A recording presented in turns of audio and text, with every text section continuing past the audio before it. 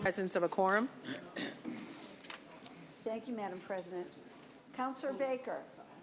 Councillor Campbell. Here. Councillor Siomo. Councillor Edwards. Councillor Sabi George. Councillor Flaherty. Councillor Flynn. Councillor Garrison. Councillor Janey. Present. Councillor McCarthy. Councillor O'Malley.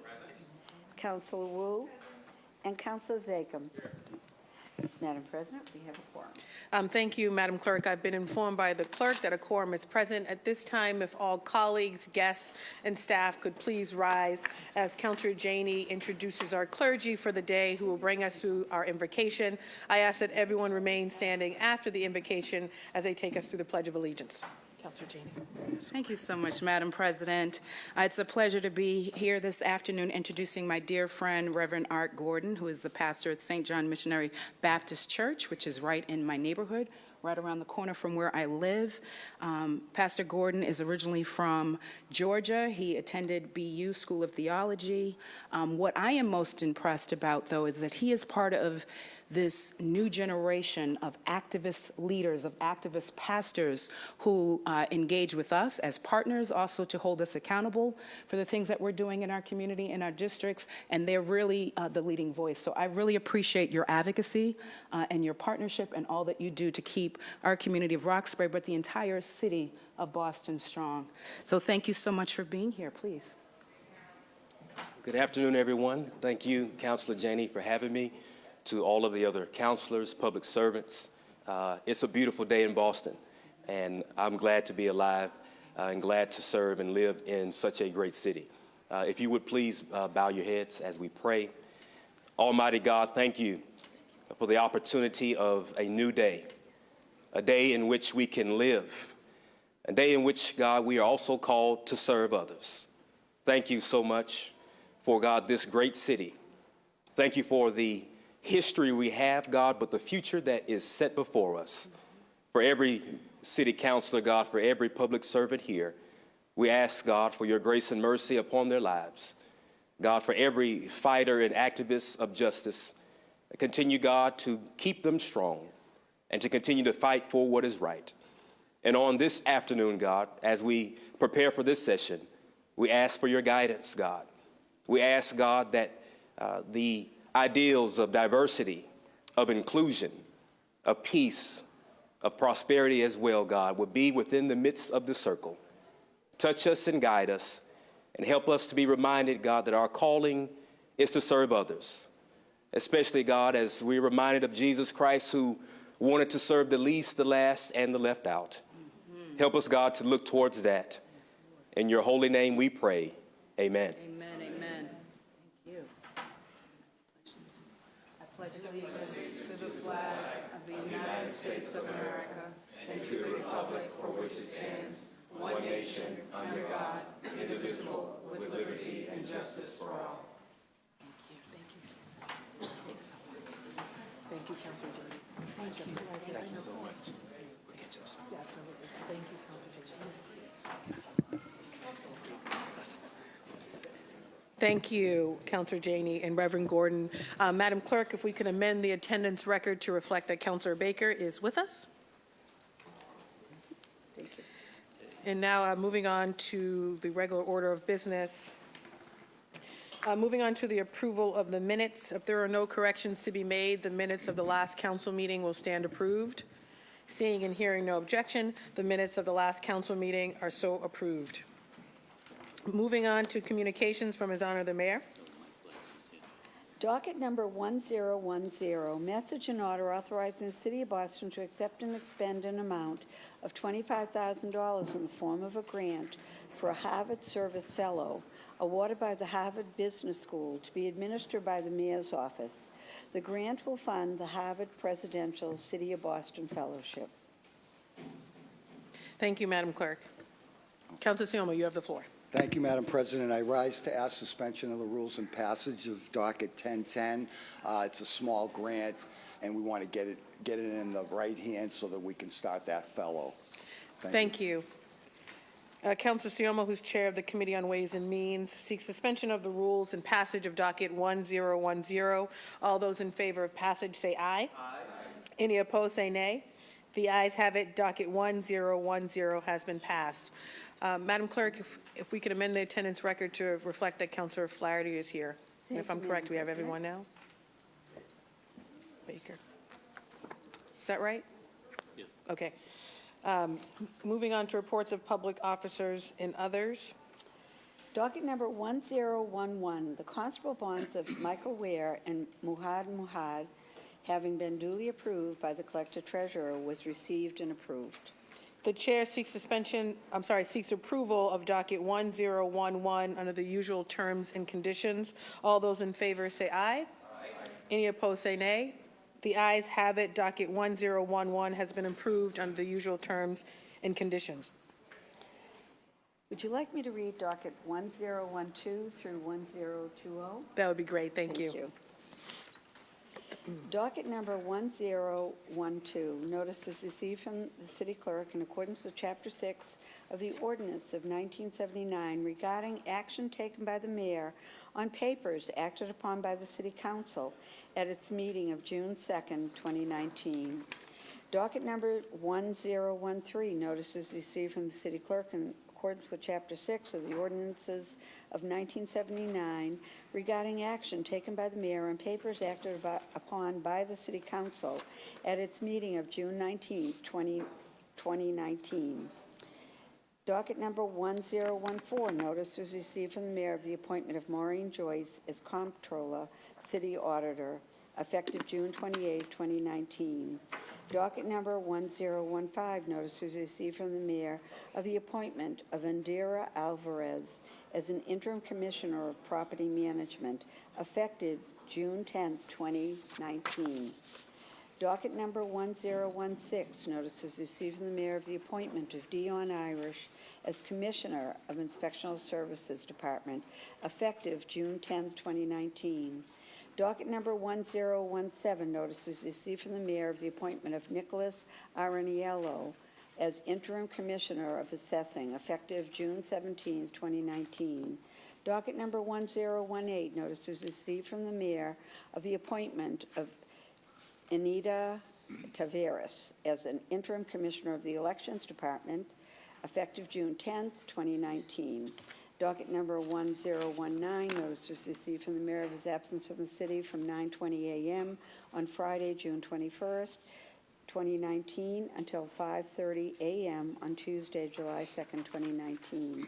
And docket number 1020, communication was received from the City Council President, Andrea Campbell, of the filing of her report, Action for Boston Children. Thank you, Madam Clerk. Dockets 1012 through 1020 will be placed on file. Moving on to matters recently heard for possible action. Would you like me to read from 0964 through 0967? Yes, that would be great. Thank you, Madam Clerk. Thank you. Docket number 0964, message and order for the annual appropriation and tax order for FY 2020.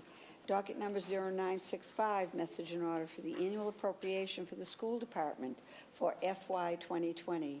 Docket number 0966, message and order approving an appropriation of $40 million in the other post-employment benefits known as OPEB Liability Trust Fund, established under Section 20 of Massachusetts General Law, Chapter 32B. And docket number 0967, message and order approving an appropriation of $36,400,000 from the city's capital grant fund in order to provide funding for various transportation and public realm improvements.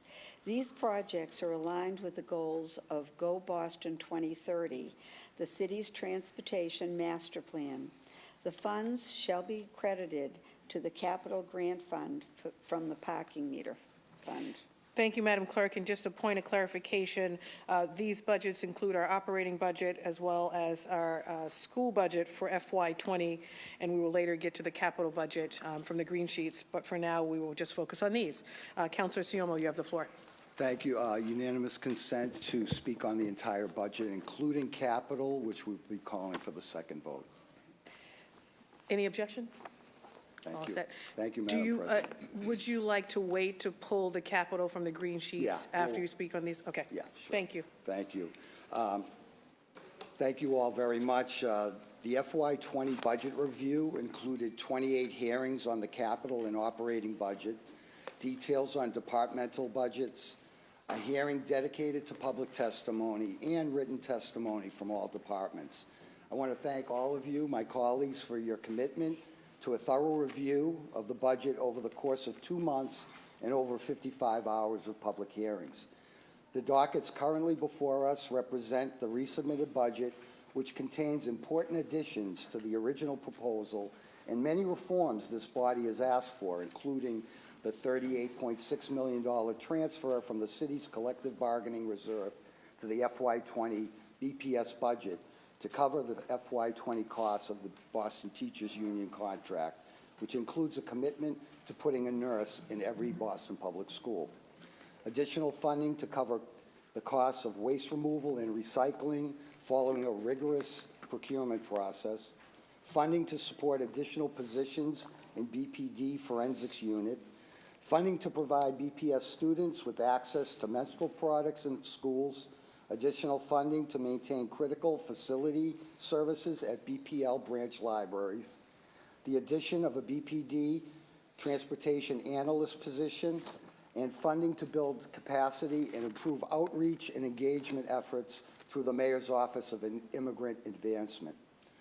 This budget also makes important investments in universal pre-kindergarten, with the goal of closing the 1,500 seat gap in the number of quality UPK seats within the next 5 years. Ending chronic and youth homelessness with the creation of 50 additional units of permanent supportive housing and the provision of additional needed support for youth and young adults experiencing homelessness. Funding for Go Boston 2030 projects like improvements to major roadways and bridges, sidewalks, bus lanes, bike corridors, and more. New supports for addiction services through the Mayor's Office of Recovery Services. A new long-term commitment to funding the arts. Efforts to diversify our police, fire, and EMS forces and meet the demands of our growing city. Preparing for climate change through climate resilience efforts and zero waste programming, and funding our fixed obligations, including pensions, debt service, and state assessments. The FY20 budget is the largest in the history of the city, made possible by the development boom of the last few years, the biggest in the city's history, and strong and effective fiscal management over many years. And though, as city councilors, we will always want more for our constituents, this is a good budget. Overall, this budget is fiscally responsible and sustainable, reflecting investments in every neighborhood and across the spectrum of city services. I assumed this role of chair of Committee of Ways and Means in 2009 in the midst of a great recession. The FY10 budget was $2.4 billion, BPS was $817 million, and we were putting $20 million against our OPEB liability. As a reminder, that is $1 billion less in operating, $500 million less for BPS, and half of our current OPEB funding. And the capital plan was $1.5 billion. Again, almost $1 billion less than today. Until FY12, we had to use reserves, free cash to make up the deficits in revenue and state aid, and work with the residual effects of the wealth lost by residents and highest percentage of unemployment since the Great Depression. The FY10 and 11 budgets included wage freezes, layoffs, deep budget reductions affecting the city's operations, and the capital plan had to defer projects all over the city. I'd like to quote from my speech regarding the budget in 2010. A vote to support this budget is certainly not painless. We have worked together as a body for months to make our priorities clear.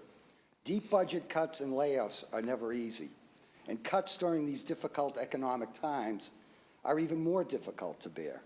But that vote for this budget is a responsible vote and a vote that sets up this city for a successful future. And I believe we are in that successful future right now. Throughout my tenure as chair, I feel that we have committed to make the absolute most of our available resources, whether strained and limited as in FY10 or the most we've ever had as today. As I stand before you to ask for your vote on this last budget of my time here, I commend the administration for its prudent fiscal management and commitment to safeguarding our future, ever mindful of the challenges we face in the present, such as the current state of underfunding of our schools or the uncertain federal landscape that affect our future. And I commend my colleagues for asking the tough questions, ensuring this review elicits transparency, accountability across the city. As we all work for a more equitable future that offers opportunity to all city residents, opportunity to afford quality housing, to feel safe on our streets, to receive a quality education, to participate in this economy, and to enjoy our green space. The FY20 budget reflects the city's awareness of the challenges of today: addiction, climate change, displacement, and while there is always more we would like to do, I am cognizant of the need to work within our means and pay off our debts to ensure that those that come after us can continue in this work. Thank you again to my colleagues on the council. Thank you to my co-chair, Councilor Tim McCarthy, and the chair of education, Anissa Sabi George, for co-chairing and taking leadership roles in this budget. Thank you to the mayor and his team for all their hard work. Emma Handy, Justin Sterrett, Jim Williamson, Deb DeLeo, Ellen Hatch, Jack Hanlon, all the analysts in the budget office. Interim Superintendent Laura Peril, Rob Consalvo and Ellen McDonough, Neil Doherty, all the department heads and cabinet chiefs. The council budget director, I really have to say, did an outstanding job. Michelle, wherever Michelle is, did an outstanding job. She's over taking there. the reins, taking the reins from Kate Sullivan, and did an outstanding job with the help of Cora Montron, Shane Park, Kerry Jordan, Candace Morales, and all of our central staff. My staff, my chief of staff, Tom Jackson, Deb O'Leary, Daniel Polanco, and everyone else who worked to put this budget together and review it thoroughly. I am pleased today to ask for your vote in the affirmative for these dockets that represent the culmination of these efforts. It has been my honor to serve as the chair of Ways and Means for the past 11 years. To my colleagues that will be leaving at the end of the year with me, I am proud to have served alongside you, such dedicated public servants. And to my colleagues continuing on to new term next year and beyond, the future is in good hands. Thank you. Thank you very much, Councilor Siomo. At this time, if folks want to speak on the budget, they can speak on the budget now, and I would just ask that folks speak on the entire budget now.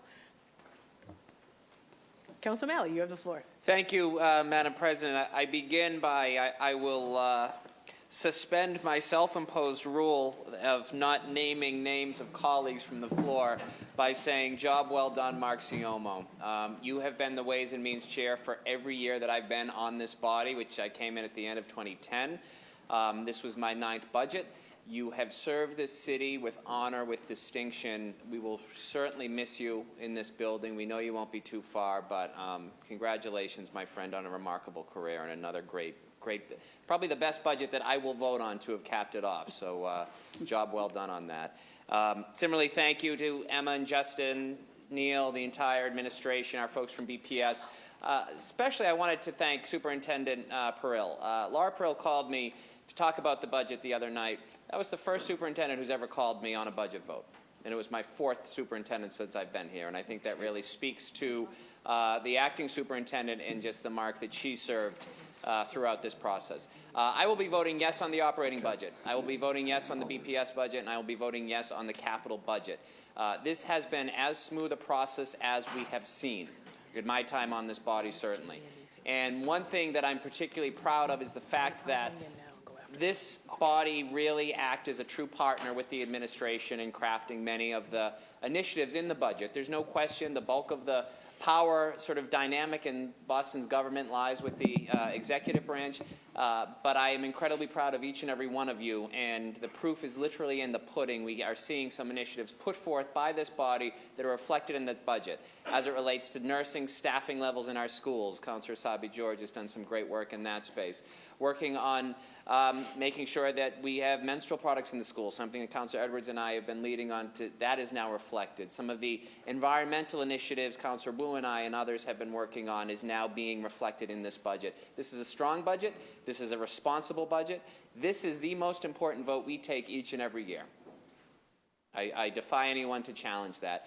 We all have a job. We are elected by either as a district councillor, 75,000, or as an at-large councillor, 680,000 individuals every year. And the most important role of our job is to provide sound financial oversight in terms of making sure that the city remains on this upward trajectory and having budgets that truly reflect the vibrancy, the diversity, the values of our city. This is as strong a budget as I have voted for. I will be proud to vote for it again. Thank you again, Mark, for a great career and great leadership at this level. We're going to miss you, buddy. Thank you, Councilor O'Malley. Councilor Janey. Thank you so much. So first, I just want to say thank you to you for chairing Ways and Means for all the years that you have, but certainly my last 18 months as a councilor. This is my second budget, and I really appreciate your leadership and your openness and helping newer councilors navigate this process. I also want to acknowledge central staff, in particular, Michelle, Shane, Cora, Candace, and Kerry for their great work in supporting you in this effort. There are a number of important investments in this budget, but there are a number of items that are sorely lacking. In the operating budget, I am excited to see strong investments and making sure that residents have stable, secure housing.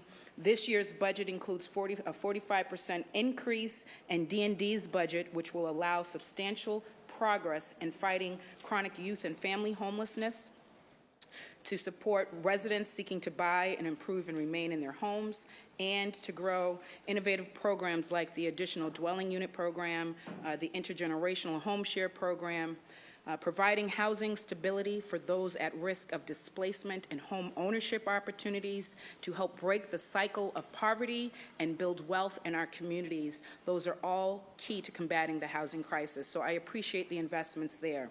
As the chair of Small Business, I'm also glad to see funding for Economic Development Center to support small business owners, the new certification managers to help NBEs and WBEs get certified as such by the city, and resources to support the work of the Office of Emerging Industries. In order to ensure that we receive equitable representation and our fair share of resources, the budget includes investments in ensuring that all Bostonians are counted in the 2020 census. Still, there's room for improvement. I would have liked to have seen greater investment in violence prevention and intervention. As last night's hearing showed, there is a great deal of work to do, and we can and must do better in that area. We need to do a better job at responding to trauma and supporting families. While there are some important investments in needle cleanup and recovery services, including staffing, specifically for the Orchard Gardens School, which is in my district, we still need to do much more to combat the opioid crisis and mitigate its impact on communities all throughout our city. Finally, I believe that we need to create a city-funded rental assistance program to help families stay in their homes. In terms of the BPS budget, together with the BTU contract and what we're doing here today, there are a number of important investments. One of the most critical is the commitment to bringing a full-time nurse to every school building, and to adding 23 student-facing mental health professionals. We need to fill these positions with diverse staff as quickly as possible to ensure the health and safety and well-being of our students. Another important investment that I've been advocating for many, many, many years, certainly longer than I've been on this body, is the commitment to providing universal, high-quality pre-K to all 4-year-olds who want it. I think that's a very important investment here. I would like to see all of those dollars be spent on creating BPS classrooms, but these are important investments all the same. I would like to see more investment for Madison Park. Many of us, Michelle and Anissa and I, have been advocating for Madison Park, and there are some capital improvements for the building, but we need to do much more in terms of the programming there. And so I will continue my advocacy for Madison Park. In terms of the capital budget, I'm proud to have advocated for the expansion of Dudley Square Complete Streets, which will now extend till Melnia Cass, which is an important gateway, particularly for the Dudley area and supporting businesses there and connecting to other neighborhoods as well as the highway there. Very important that we make the transportation hub, the commercial district, all of Dudley, more safe and less congested.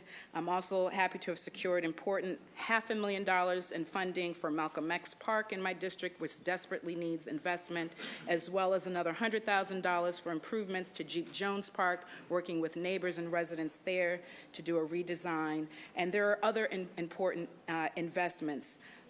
So I am pleased about the investments and how they will impact my district overall.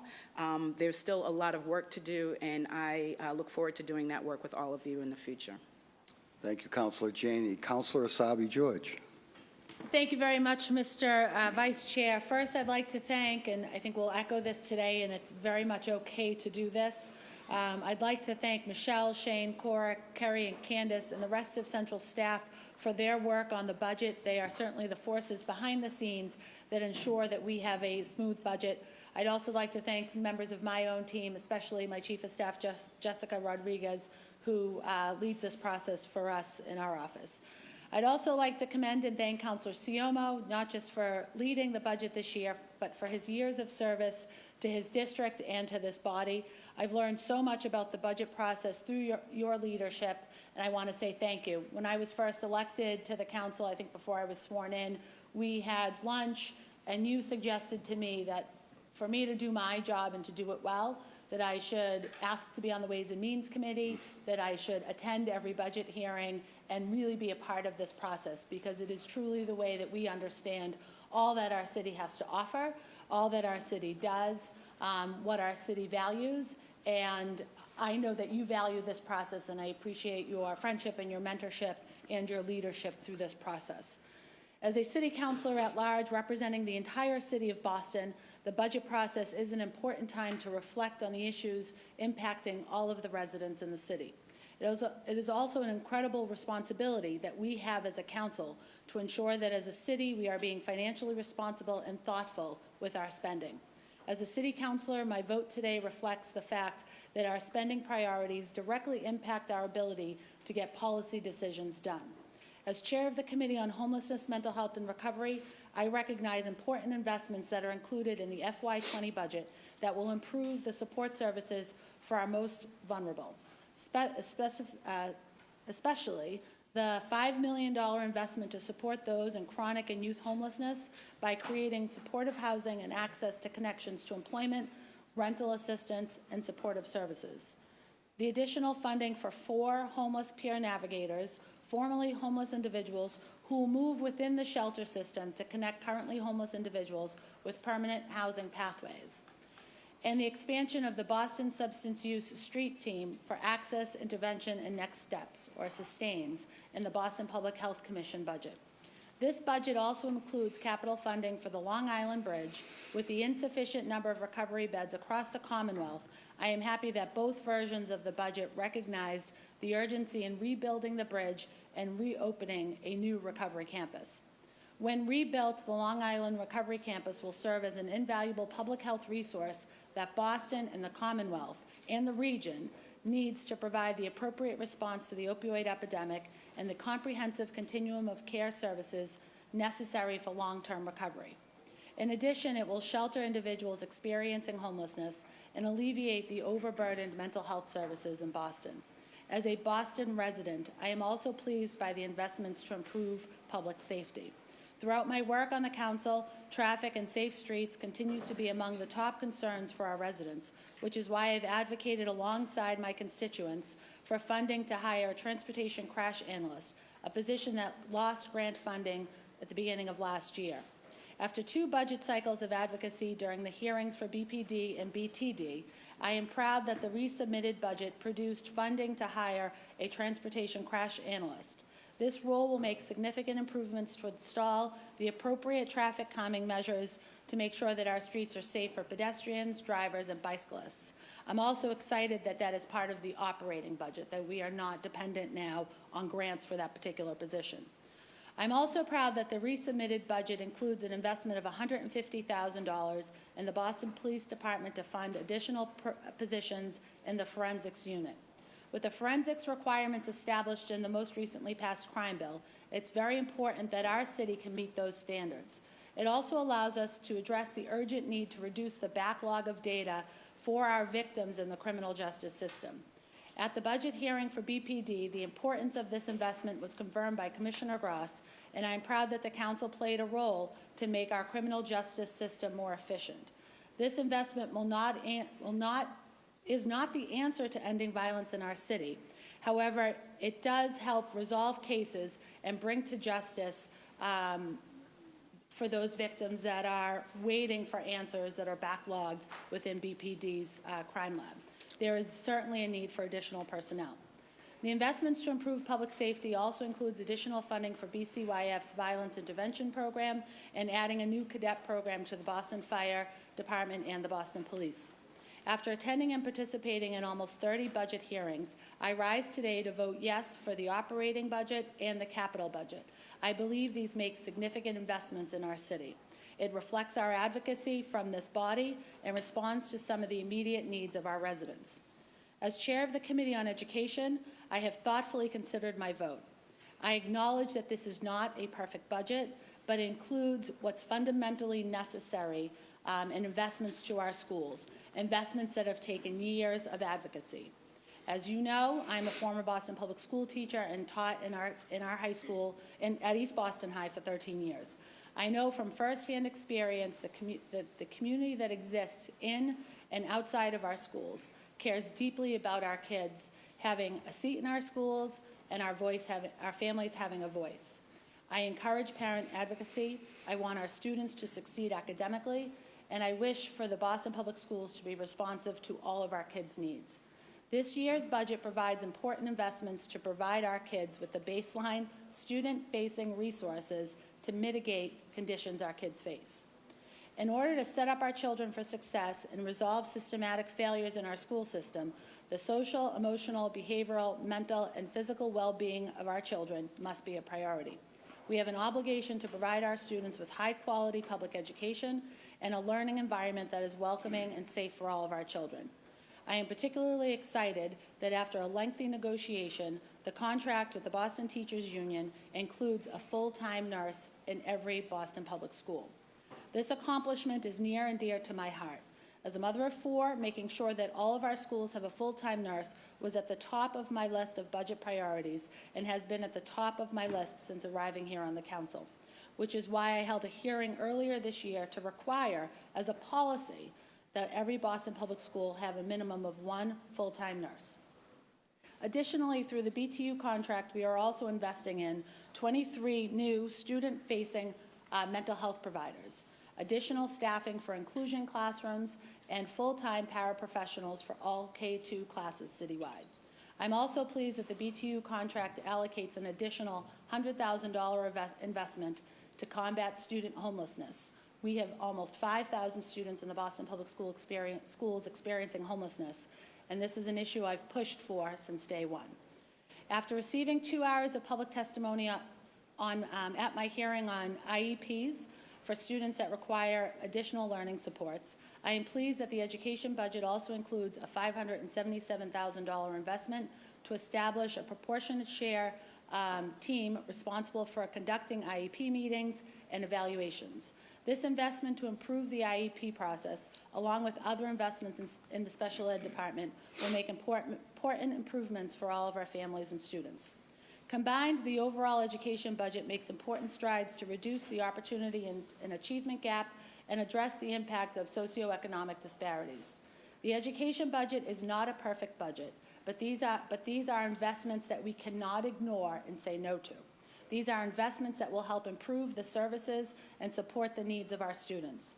My vote today serves to recognize the importance of those investments, but also the work that still is needed to provide our kids with the education they deserve. I remain disappointed in the lack of investments to renovate the facilities at Madison Park Vocational Technical High School, the city's only vocational high school. It desperately needs repairs, upgraded technology, and expanded classroom space. But the budget is not the end for us to implement change, nor is it the end of our advocacy on behalf of our students, parents, teachers, and school communities. Today, I will be voting yes on the education budget and will continue to advocate and work towards improving our education system for our families in the city of Boston. Again, this is not a perfect budget, and there are still many investments that I've asked to be added to the budget. I am disappointed we weren't able to increase funding for the Mobile Sharps team, with the city collecting almost 700 needles last year. It is critical that we increase funding for that and look for ways to mitigate the challenges of improperly discarded needles. I'm also hopeful that we will find time to invest in and increase the number of BEST clinicians, those mental health professionals that partner with our Boston Police Department to address the impacts of mental health on our criminal justice system. Ultimately, I am taking my vote because this budget is a culmination of advocacy in past budget cycles and serves as a strong foundation for the work ahead. I look forward to continuing down this path with my colleagues on the council, the residents of Boston, and of course the administration. Thank you. Thank you, Councilor Sabi George. Councilor Edwards. Thank you, Vice Chair. First, again, I'll echo all of my other colleagues in thanking you for your service, for your mentorship, for your patience. Even when we disagree, you were always the first to talk about ways in which we could get to a solution. Opportunities for me to explore, to make phone calls. I just really appreciate that patience and that kindness and reaching out. You weren't even trying to convince me to come to your side, but just trying to convince me or tell me about ways in which I could advocate for my side even better. And I think I really do appreciate that leadership and that kindness. I want to thank, as many of my colleagues have, all the central staff individuals who have come forward, who've helped out immensely. Also, staying here late nights for all of our hearings, but especially during budget season. It's a special kind of time for us, and I just want to appreciate all of the work that they've done. I'm going to talk a little bit about the capital and then the operating, and then I'll get to the school budget. With regard to the capital budget, I'm very, very proud to say that District 1 did very well in this budget, and there are many investments, especially in one thing that I'm very passionate about, and that is housing. For the first time, the City of Boston is going to be bonding and housing to the tune of $30 million to assure that the largest housing development in New England is getting the infuse of funding that it needs in order to provide dignified, safe, clean housing for some of our most vulnerable individuals. I support that, and I thank the mayor and the administration for their leadership in doing that. I think it's incredibly important also to note and highlight the partnership in East Boston Master Plan. And going forward, literally, I understand our colleagues in the BPDA are walking on the streets of East Boston with East Bostonians to make sure that our neighborhood is actually part of designing and planning for our future. So I would just note, I'm going to be advocating, and we've already heard from folks from Charlestown, that we desperately need that same kind of commitment and on the street, on the ground, community-led master planning. So I hope that the administration will look at that as we go forward. With regards to the operating budget, there are a lot of good things in there, and I definitely think the administration heard some of our concerns, especially when it came to diversity and training and assuring that people who work for the City of Boston feel valued and that they are not discriminated against, and that we don't set up a system that continues and perpetuates systemic bias. I think one of the best ways for the city to do that is to look at the resource that we have, and I believe the mayor announced in his State of the City the Human Rights Commission would be coming back. And I just want to note that that is by far one of the most progressive institutions that we have, and the protections that many of us have in Boston, they don't even have in the state. So I look forward to the administration fulfilling its commitment to appointing 7 people to that administration. And while it's volunteer and there is no but, and therefore, I think the administration's response is there. That's why it's not actually budgeted for. There's some administration costs to having an effective board, so I look forward to talking about how to make sure that the online complaint form is available, that we have someone who can take the calls, and I think that those are small budget adjustments that we can provide for when we build a robust Human Rights Commission, so I look forward to that. I am critical still of the amount of investment, and I think it's $500,000 in just training alone, because I don't believe training is actually fixing anything. I think it's really helping with some conversations, but I don't see a true investment in actually fixing the systemic bias. The Human Rights Commission has investigatory powers, has subpoena powers, has the ability to go and write those reports at arm's length, and I think that that investment and that money should be directed towards the Human Rights Commission. I do appreciate the administration's commitment and consistent commitment to cleaning up the district, especially in the North End, I think we got additional 4 Hokies just for this summer. And that is in response to the fact that in the area of the North End that I represent, we get 2 million tourists a year. And so to see the push from the administration to make sure that we had the resources to respond to that, the capital investment in the parks in the North End and in East Boston, I do want to thank them for those continued investments.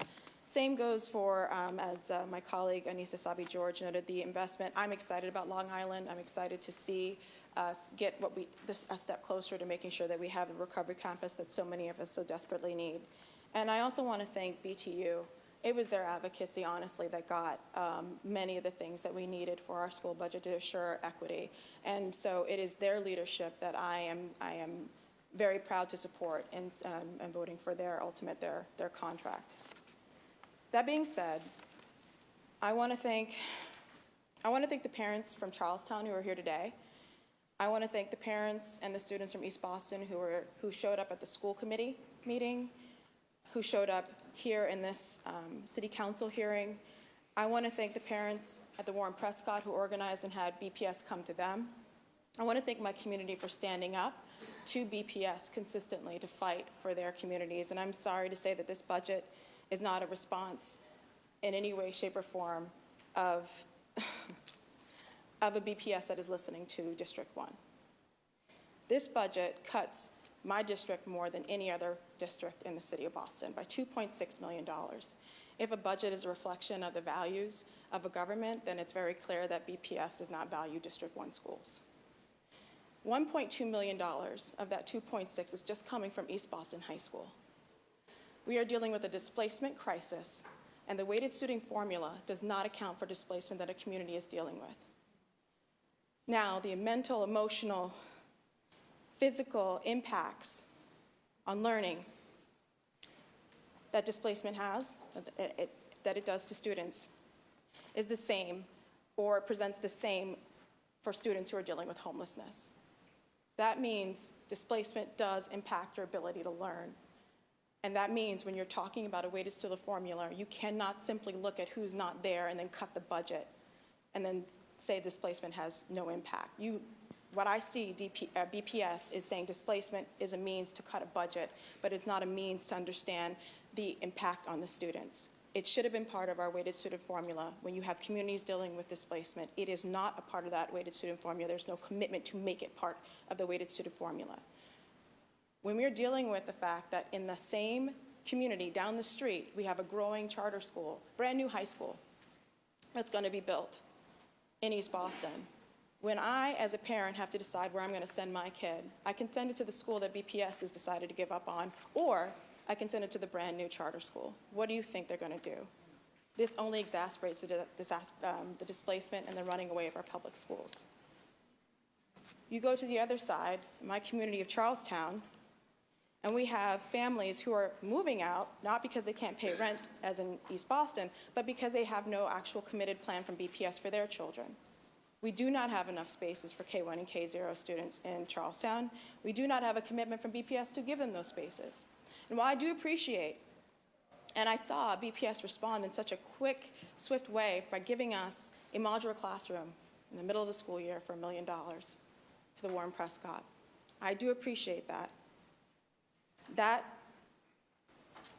falls very short when we ask for an actual commitment to assure that the Edwards Middle School will be a space for families in Charlestown to grow into. I don't have that commitment from BPS. I don't have it, and we have a press release from BPS. That is not the same thing. When we asked for timelines, when we asked for actual commitment, we didn't get it. So what I have from BPS, budget cuts and a press release. I have no confirmation and no plan for my parents in East Boston or Charlestown. I have no idea what to tell my parents who are trying to figure out what to do with their fourth graders, or my parents who are trying to figure out what to do with the lack of spaces for the K1 and K0s in Charlestown. This budget is embarrassing. It's wrong. It is not helpful. And while it may be the largest budget ever for BPS, it is the largest cuts for my district. I cannot turn back to my constituents, the people that I represent, and say I support this budget for BPS. I do think BPS can rise to the occasion, but right now, as the budget stands, it freezes in the inequality that already exists in my neighborhood. Some parents got resources in the middle of the school year. I had Black and brown parents come here, cry, beg, and ask for additional resources, and they were completely ignored. The budget was resubmitted with no additional soft landing, and while they mentioned that there was some form, we went from 15 teachers gone from East Boston High School to 13. I don't call that soft. I call that ignorance. I call that dismissing of our largest high school, and I cannot support that. I am hopeful for the new superintendent. I'm hopeful that she will be able to provide leadership and a commitment that doesn't freeze in inequality in our district. But for right now, because I represent East Boston, Charlestown, and the North End, I cannot support this budget. Thank you. Councilor Flynn. Excuse me, folks. Excuse me. Please, no expressions of approval or disapproval, please. Councilor Flynn. Thank you, Councilor Siomo, and I rise to, first of all, to thank you, Councilor Siomo, for providing exceptional guidance and friendship when I started, along with Kim and Lydia, showing us the budget process, how it works, and being a great teacher and a great friend. So I want to say thank you to you, Mark, for outstanding work as the chair of the Ways and Means.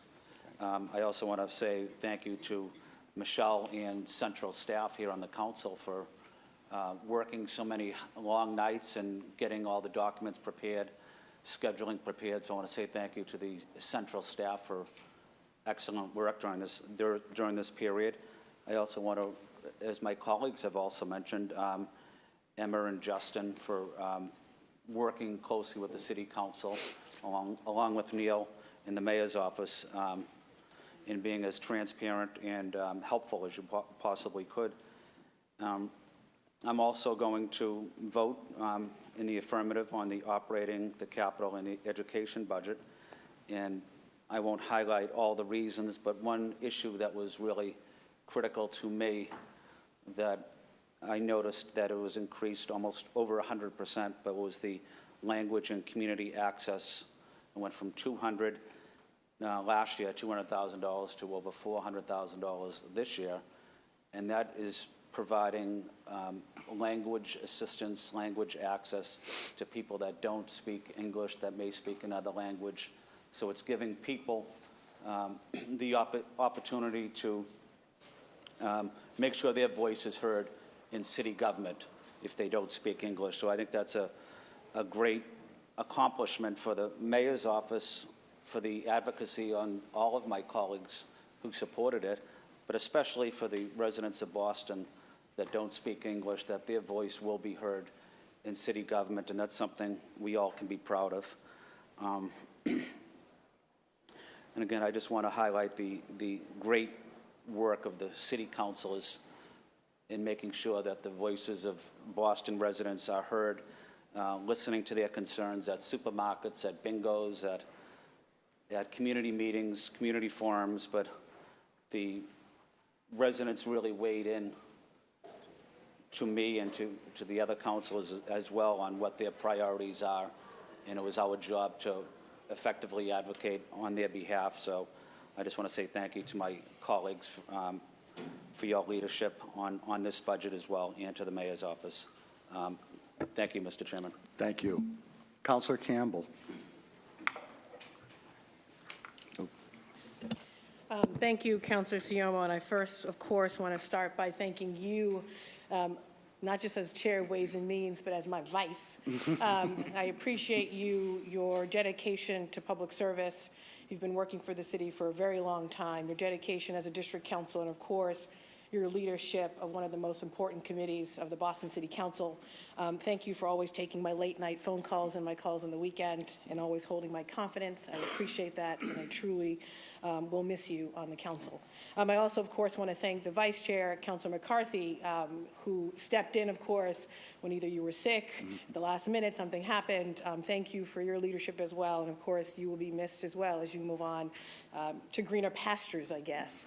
I also want to thank, of course, my colleagues for their work, their attendance to the hearings, Councilor Asabi George, her leadership with the Education Committee, but particularly during the budget cycle. It's a lot of hearings to manage. She was at every single one, working extremely hard for all of us who could not always show up at every hearing. So thank you, Councilor Asabi George. Thank you to Central staff.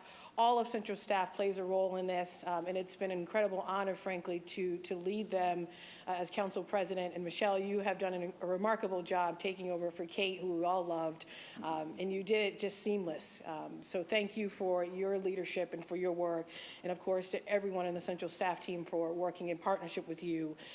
It was a lot of late nights and weekends, so thank you. Thank you, of course, to the administration, the mayor, his administration, Emma, Justin, their incredible team in the budget office. They always answered our questions and came with thoughtful responses and really tried to work with us all the time. Neil, of course, has a very tough job in going back and forth. I always thank him and applaud his work. It's not an easy job to be Neil. So Neil, thank you as well for the work that you do on behalf of the administration, but also coordinating with the council. And I think many folks have already said this. Oh, last but certainly not least, I also want to thank my team. I have an incredible team, Nayani, Ellie, my chief of staff, Caroline, Cheryl, Dustin, CJ, all of our fellows, Kyle as well, who's at the front desk. I have an incredible team, and each one participated in different ways based on the constituent cases we got. They went through those thousands of cases to come up with questions, to come up with thoughts and ideas to inform the budget. This cycle, we did it very differently. Everyone truly participated, so thank you to my incredible team, and of course to the interns and the fellows. Our city budget is a reflection of our values, and I think everyone would agree with that. And for me, these values have always included equity, transparency, and accountability, and actual plans with accountability built in and actual implementation and timeline to resolve pressing issues facing our residents, especially our most vulnerable. While I'm council president, I'm the District 4 counselor. I represent 4 neighborhoods in the city of Boston: Dorchester, Mattapan, a little bit of Jamaica Plain, and Rosendale. I live in Mattapan with my beautiful husband and my son, who is 22 months old. So we don't just sort of see the inequities on paper. We are living and breathing it every single day. My district is the one, if you want to know about the inequities in education, transportation, any issue you can imagine will come into District 4, you will see it. It is readily apparent. It is quite visible. And I always say, if you solve the issues of District 4, you solve the issues of the entire city of Boston. So it is an honor and a privilege to represent that district, predominantly a district of color, definitely has pockets and concentrations of poverty. But it's an honor and privilege to represent that district because I also have residents who step up every single day, regardless of the demographic, and where they live in that community, to work together to solve the inequities every single day. And their expectation, of course, is that government is going to respond, take their ideas, maybe every once in a while give them the credit for their ideas, and then act upon it to close those inequities. So I applaud the operating and capital budget. I think it does a really great job in trying to close those inequities. Some of the ideas that we see within the budget are ideas that came from the community, and that includes, of course, pushing for investments in our unsolved murders. It was great to see an investment in the police department to try to address that issue, something I've been passionate about for a really long time. The cadet program for the Boston Fire Department is a great investment. This is an opportunity for us to make sure that our public safety agencies reflect the demographics of the city of Boston, an issue that is very important to the constituents in my district. Of course, Long Island, and anything we can do to address the issue of opioids and substance abuse is important. There's investments around mental health and our health commission to do some innovative things. There's a lot of great things there. And for that, I will be voting for both the operating budget and the capital budget. And although there are no dollar amounts attached to the operating budget, I was recently proud to have some conversations with the administration to get their commitment to move us forward when it comes to racial equity training as articulated by the executive order that the mayor signed under the leadership of Lori Nelson. It's great to sign executive orders and pass ordinances, but if there is no financial or dollar amount attached to that, well, how are you going to do it? And I was promised, and I think the commitment was made to this body, that there are resources that we can pull from to make sure that our department heads, our departments are trained and equipped to deal with bias, inequities, and to have the tools to solve these issues. The very thing we are actually undergoing right here at the council, a racial equity training. By getting investments, external dollars to make that happen here, I think it's something that every department should go through. So I'm excited for that commitment. And although there also is no dollar amount, there is a commitment by the administration to work with us to also invest in technology for the Boston City Council. It is sad that in 2019, some of my colleagues may be using manila paper folders for constituent cases. That is ridiculous. And so I am excited for working with Do It, the budget office, to finally get a case management system for the council as we handle thousands of constituent cases every year. It is extremely difficult to really coordinate that, to do that really well for our constituents, our residents, without such a system. In addition, if we're really creative, we have 4 at-large counselors, of course, district counselors that may be working on the same case at the same time. Why not have technology that could help streamline these processes and make it more efficient, thereby, of course, meeting the needs of our constituents. Regarding the BPS budget, I do not think we are demonstrating the values of equity, transparency, and accountability by merely adding money to our budget and celebrating that this is the highest BPS budget in the history of the city of Boston. I cast the sole vote last year in voting no on the BPS budget. It wasn't an easy decision, and it definitely isn't an easy decision now. But when I think about my constituents, when I think about the inequities that exist, particularly in the education space in my district, I have to speak for my residents, and the best way to do that is to vote no on this budget. I sat in budget hearings, of course. I still have questions that I've asked in previous years about where is the money going, what are the inefficiencies in the system, and I think there are some. I was recently speaking to our incoming superintendent, who by all measures is a budget guru, but she just got here, and of course this isn't her budget.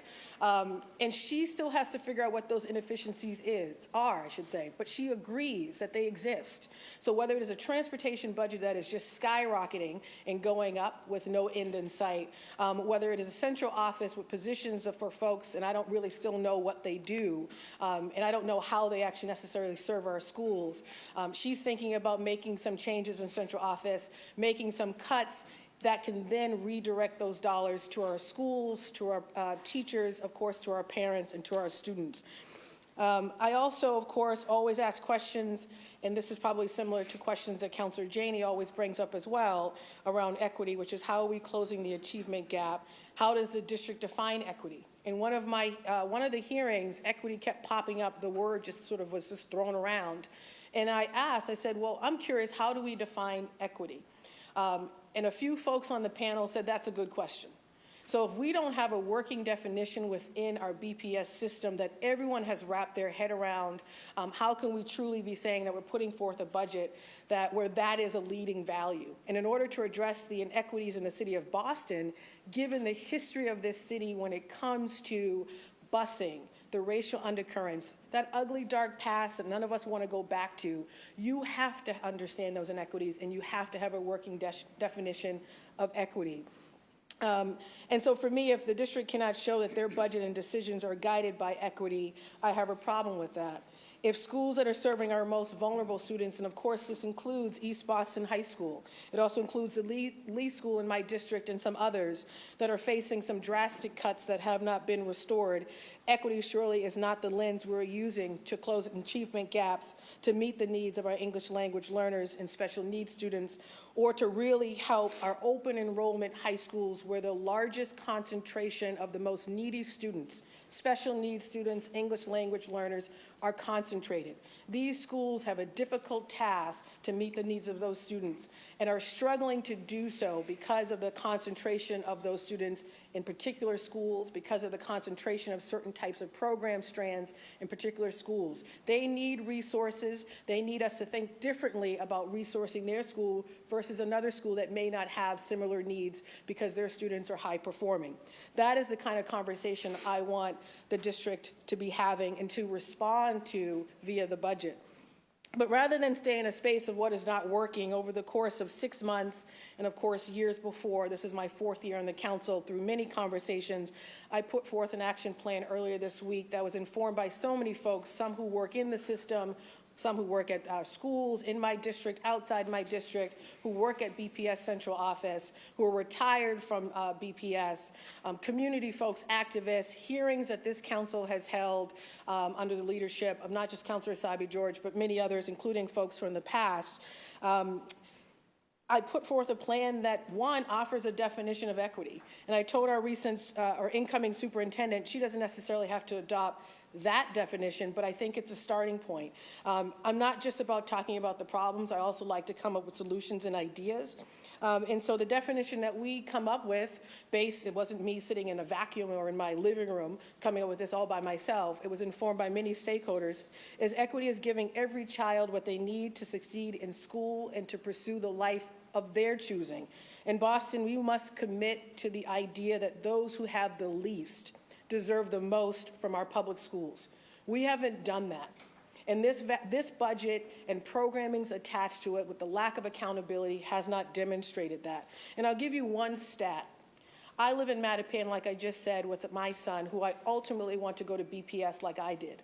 But if you live in Mattapan, you have a 5% chance at attending a quality school. You live in downtown neighborhoods or other neighborhoods, including Charlestown, there's data on this, 80% chance. 80% chance to find and attend a high-quality school. That tells me something is terribly wrong in the system. And until a budget or a plan addresses that, I can't support it.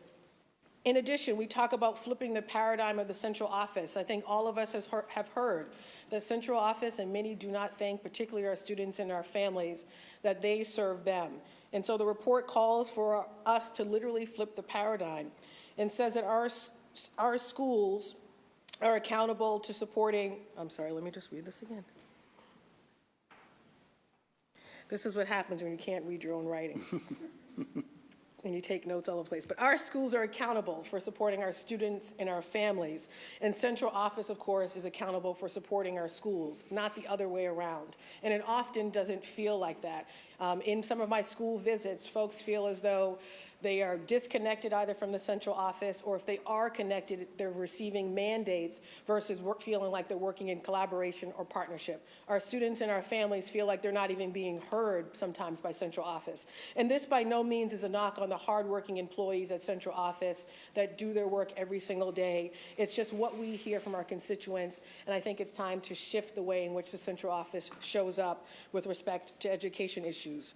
We need to enhance our assignment system to ensure that students in every neighborhood have equitable access to quality school seats, including our English language learners and our special needs students.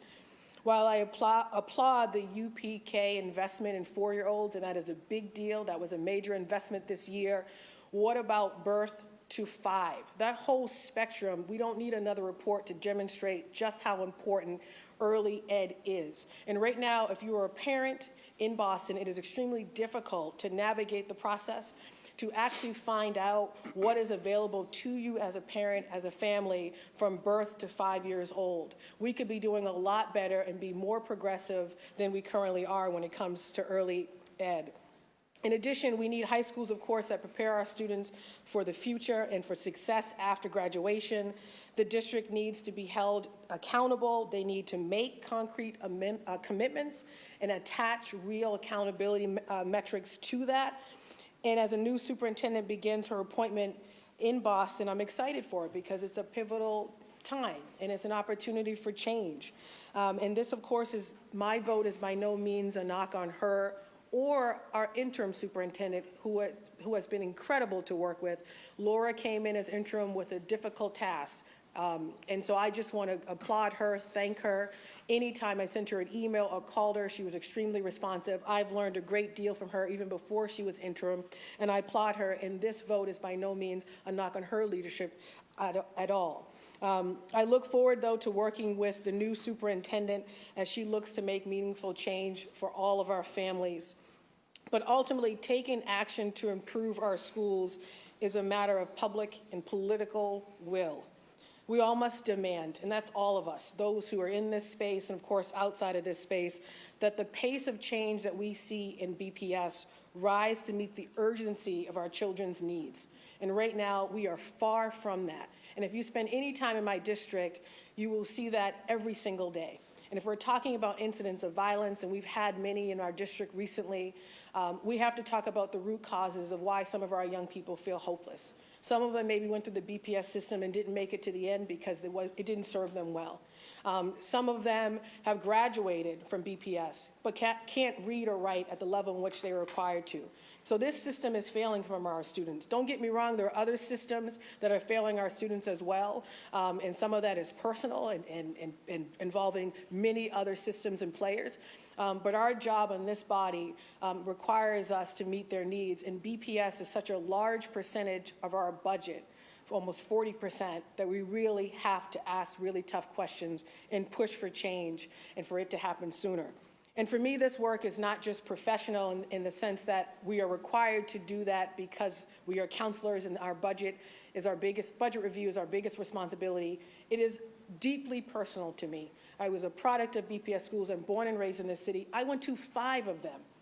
I went to the Bradley in East Boston, the Harvard Kent in Charlestown, the Blackstone in the South End, the Timilty in Roxbury, Boston Latin School, all across this city. Every one of those schools was excellent. You can't actually say that about some of those schools today. I go off to an Ivy League university, I go off to law school, and by all metrics, I'm successful. When I look at many of my peers, some of whom live still in the city of Boston, including my own twin brother, who I talk about all the time, I am baffled by why we can't get this right to meet the needs of our students. And so for me, this work is personal. I will keep pushing and demanding that that change happen. But of course, offering suggestions and ideas, not simply calling out the problem, but being a part of the solution. And of course, I am happy that many of my colleagues, of course, get that, and I hope you will join me in doing the same. But again, thank you, Councilor Siomo, for your leadership.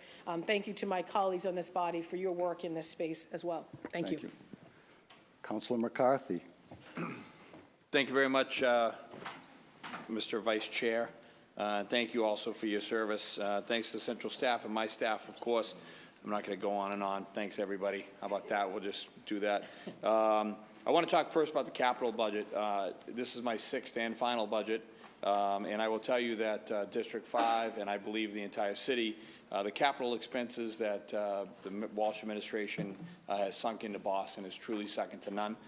We've rebuilt 4 or 5, even 6 parks in District 5. We have a new library on the way. We have newer streets and better streets, and I look forward to seeing the fruit of the labor of this council and my work with the Walsh administration over the next couple of years as more parks are on the pipeline to get reconstructed. So the capital plan I'm very happy with, and I have been in the past. I'll be voting yes on the capital as well as the operation budget, and I'll be voting yes on the BPS budget. There's $50 million added to the budget this year, and $38 million of that is going to the BTU contract. I think it's unconscionable to hand Dr. Casilius a 1/12 budget before she's even started. On a 1/12 budget, we're taking money away from our kids, and we're taking away money from our teachers. So I will be an affirmative vote on the BPS contract as well. As Chair of Public Safety and Criminal Justice, you know, working with Commissioner Gross has been an honor. Working with his command staff, the most diverse and most seasoned command staff in the history of the Boston Police Department, has been an honor. And I thank President Campbell for putting me into that position. They are incredibly hardworking people, the fire, EMS, as well as BPD. And I think in the future, as we talk about a new police academy, building new fire stations, building new EMS stations, I hope that whoever sits in this seat, and I know the people who will remain, who are remaining or hope to remain here in the next couple of years, continue to push for the men and the women of the public safety divisions in our city for the best equipment and the best facilities for them. As the city grows, they need to grow. The diversity in the seasoned staff in the fire, as well as the police and EMS, really are reflecting or beginning to reflect how this city is. So I'll be voting yes on the budget, and thank you very much. Thank you, Councilor McCarthy. Councilor Flaherty, you have the floor. Thank you, Madam President. Every budget cycle allows the City Council, our constituents, in collaboration with the administration, to look back at how we invest in our services and resources for the city. And we also get an opportunity to look at where we can do better. In this budget season, there's no exception to that. And it's really the nuts and bolts of city government. It's basic city services. And we are expanding the human capital for inspectional services to ensure that the department has the ability to enforce the short-term rental ordinance that this body passed last year. They'll be adding new staffers, inspectors, and clerks dedicated to do that work. They'll also be collaborating with Do It to create vital online registration as well as data collection that will help us make better decisions in the future. And that will also help us with the rental inspection portion of inspectional services, as well as code enforcement, road control, and the health inspectors. So that's a big win for ISD.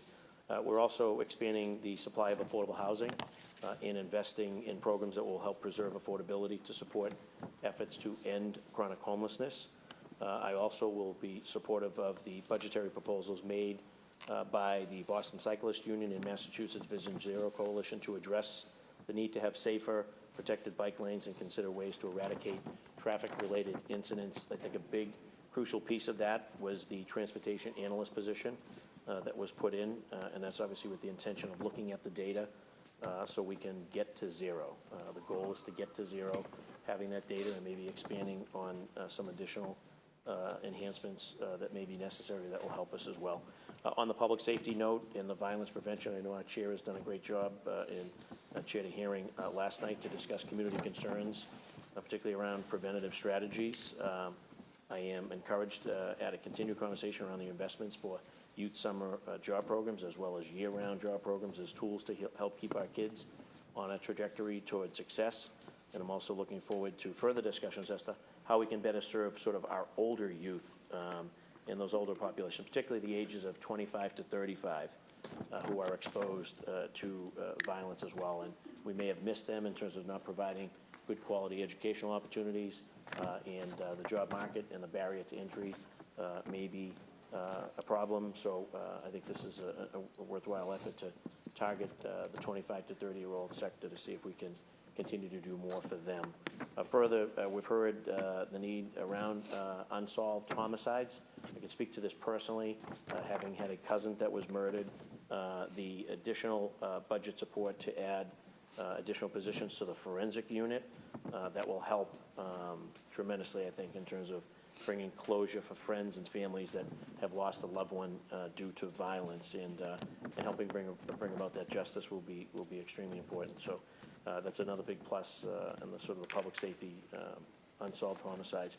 The BPS budget, always a significant portion of the budget process. We've made significant investments in our school system through Build BPS.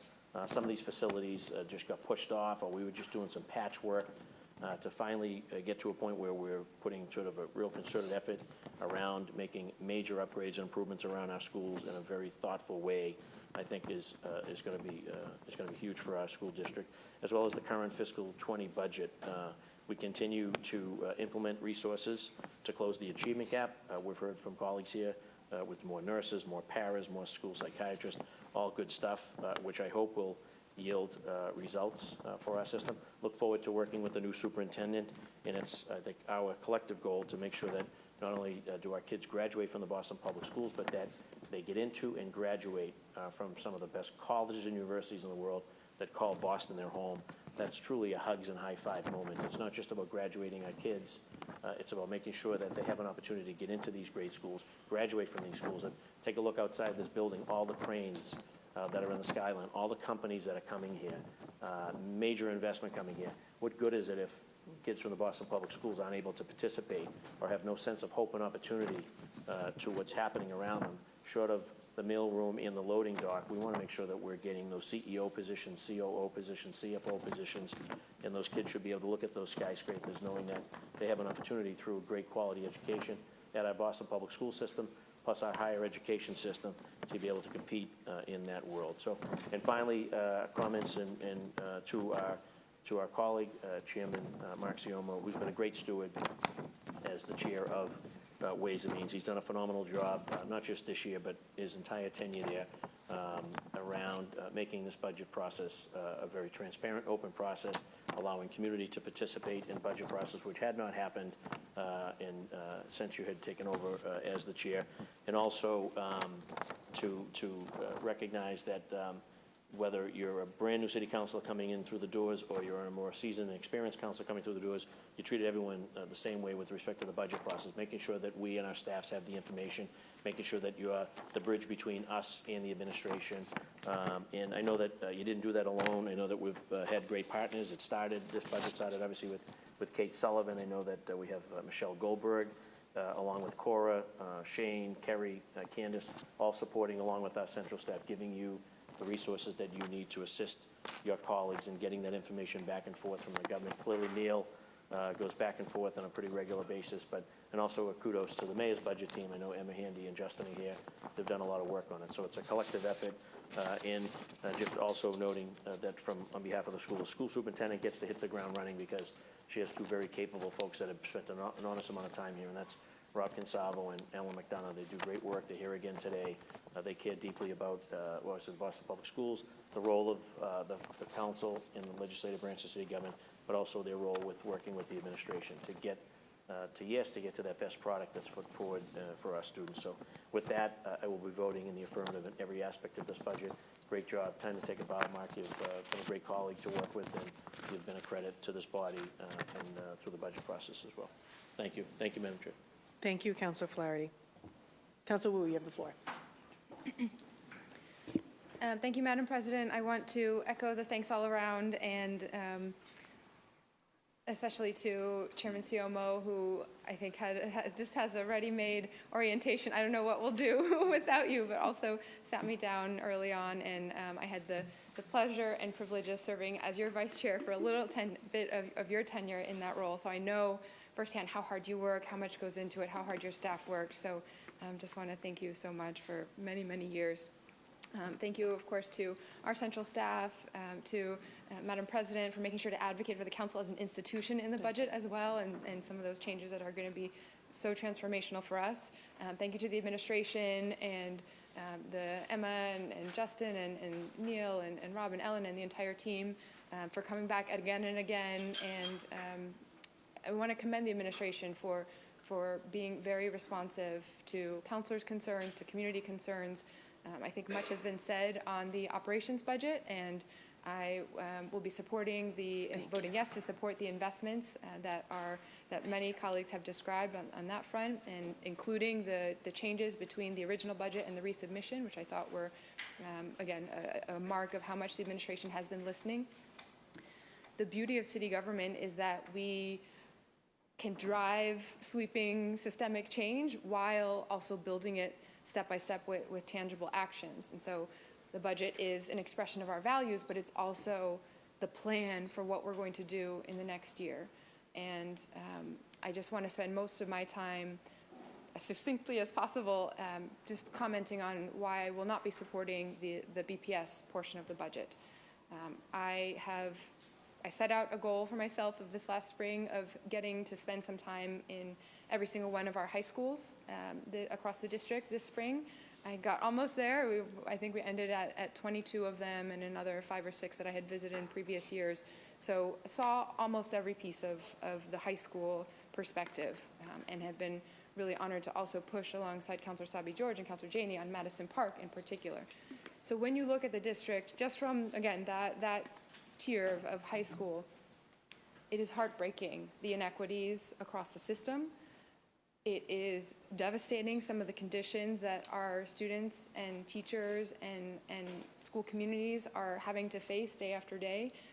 Thank you to the administration as well for addressing some of those issues, some of the low-hanging fruit that I brought up from my visits, shades at Brighton High School and more support for janitorial services at Orchard Gardens and efforts to support the needs and trauma supports for students who are dealing with a lot, given the location of the school and its proximity to the opiate crisis in Boston. The conditions really need addressing, and they stand in stark contrast to the beautiful new charter schools that are being built in many places around the city. The second thing that stands out is the resiliency of our school communities, despite some of what we see kind of with the age of the buildings and those needs. Teachers working so hard every day, students ready to learn, school leaders putting every ounce of creativity into balancing the numbers and making it work. I think most of all what stood out to me is just what's at stake, that every year we let go by before we sort out the enrollment system or figure out how to better support behavioral health needs, or every year that we delay is another class of high schoolers that's moved on and hasn't had access to those opportunities. Every year that we delay access to pre-K and early education is another set of families, thousands of future Boston leaders who are leaving the district and maybe even leaving the city. And that is across, we've heard from Charlestown today, and we heard about Mattapan and East Boston, Roslindale. It's all across the city, this lack of access. And so my vote on the school budget is mostly around the need for actionable plans, for accountability, for stability. And it is an expression of wanting to do my job in setting a baseline and welcoming the superintendent with huge arms and tremendous excitement, ready for her leadership. I've had some really great conversations with her and thank her so much for coming before the council and meeting with us individually, laying out her plans for a very ambitious agenda in her first 100 days and the plans that she will have ready by our December of this next school year. So I look forward to supporting her in that, working with her so that hopefully we will be at a place next budget cycle where her plans have gotten feedback from community, have been put into place, and we are starting to see not just those values, but the action steps and the accountability. So I think most of all, I want all of us to remember the role and the scale of change that we can make if we just keep it laser focused on being able to move things as quickly as possible and not, year after year after year, but even month after month after month. Thank you. Thank you, Councilor Wu. Councilor Zakhem, you have the floor. Thank you, Madam President. I'd like to join the chorus of voices thanking good chairman of the Ways and Means Committee for his work on this budget and the many before it. He certainly sits in that chair and wields that gavel. I would venture as many hours as all of us combined in the typical budget process. It's been a pleasure to work with you, with our colleagues, certainly with the budget staff and the administration and BPS and our central staff that provides the support, obviously, in this room physically, technically, and all the work and research and documentation that goes into this. I'll be very brief. I'm pleased with the budgets that we've been presented here, particularly in the interactive process through our hearings, through the resubmission, and just in my time here on the City Council, seeing our dramatically increased funding for parks, for BPS, for addressing homelessness and substance abuse, Vision Zero, transportation planning, all things that started off, I think, very small when the Walsh administration came in, when many of us came to the council in 2014, and still have a long way to go on many of those, but the consistent investment and commitment to those important issues has really shown through it. I've been proud to support those efforts.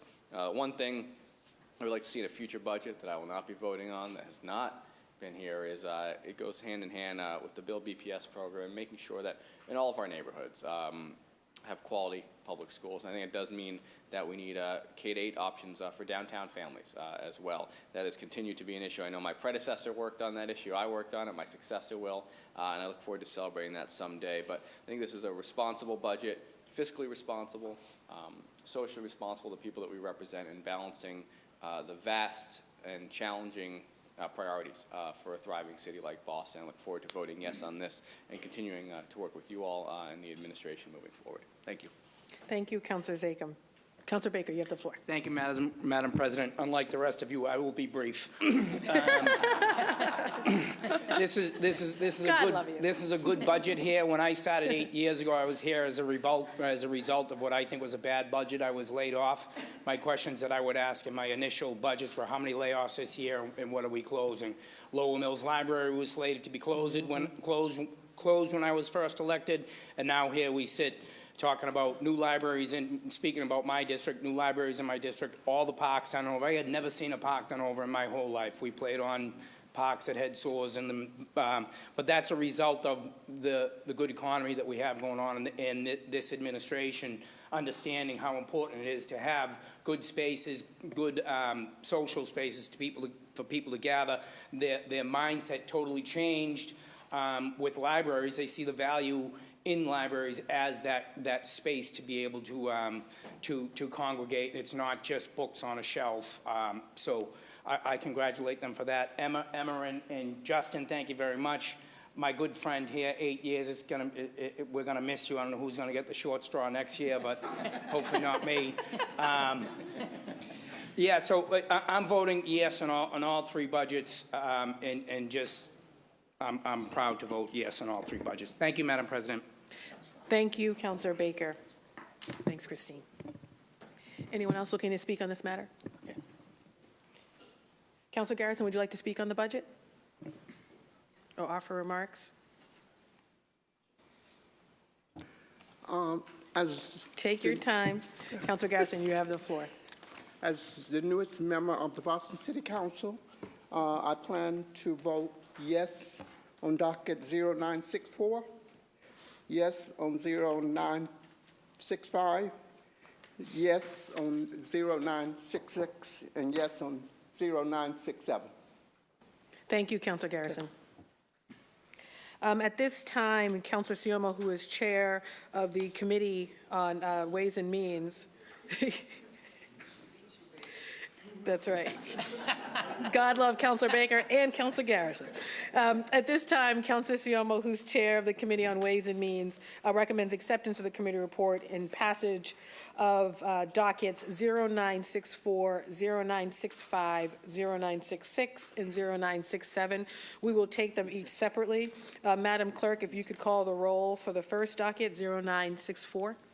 Thank you, Madam President. Docket number 0964. Councilor Baker? Yes. Councilor Baker, yes. Councilor Campbell? Yes. Councilor Campbell, yes. Councilor Siomo? Yes. Councilor Siomo, yes. Councilor Edwards? Yes.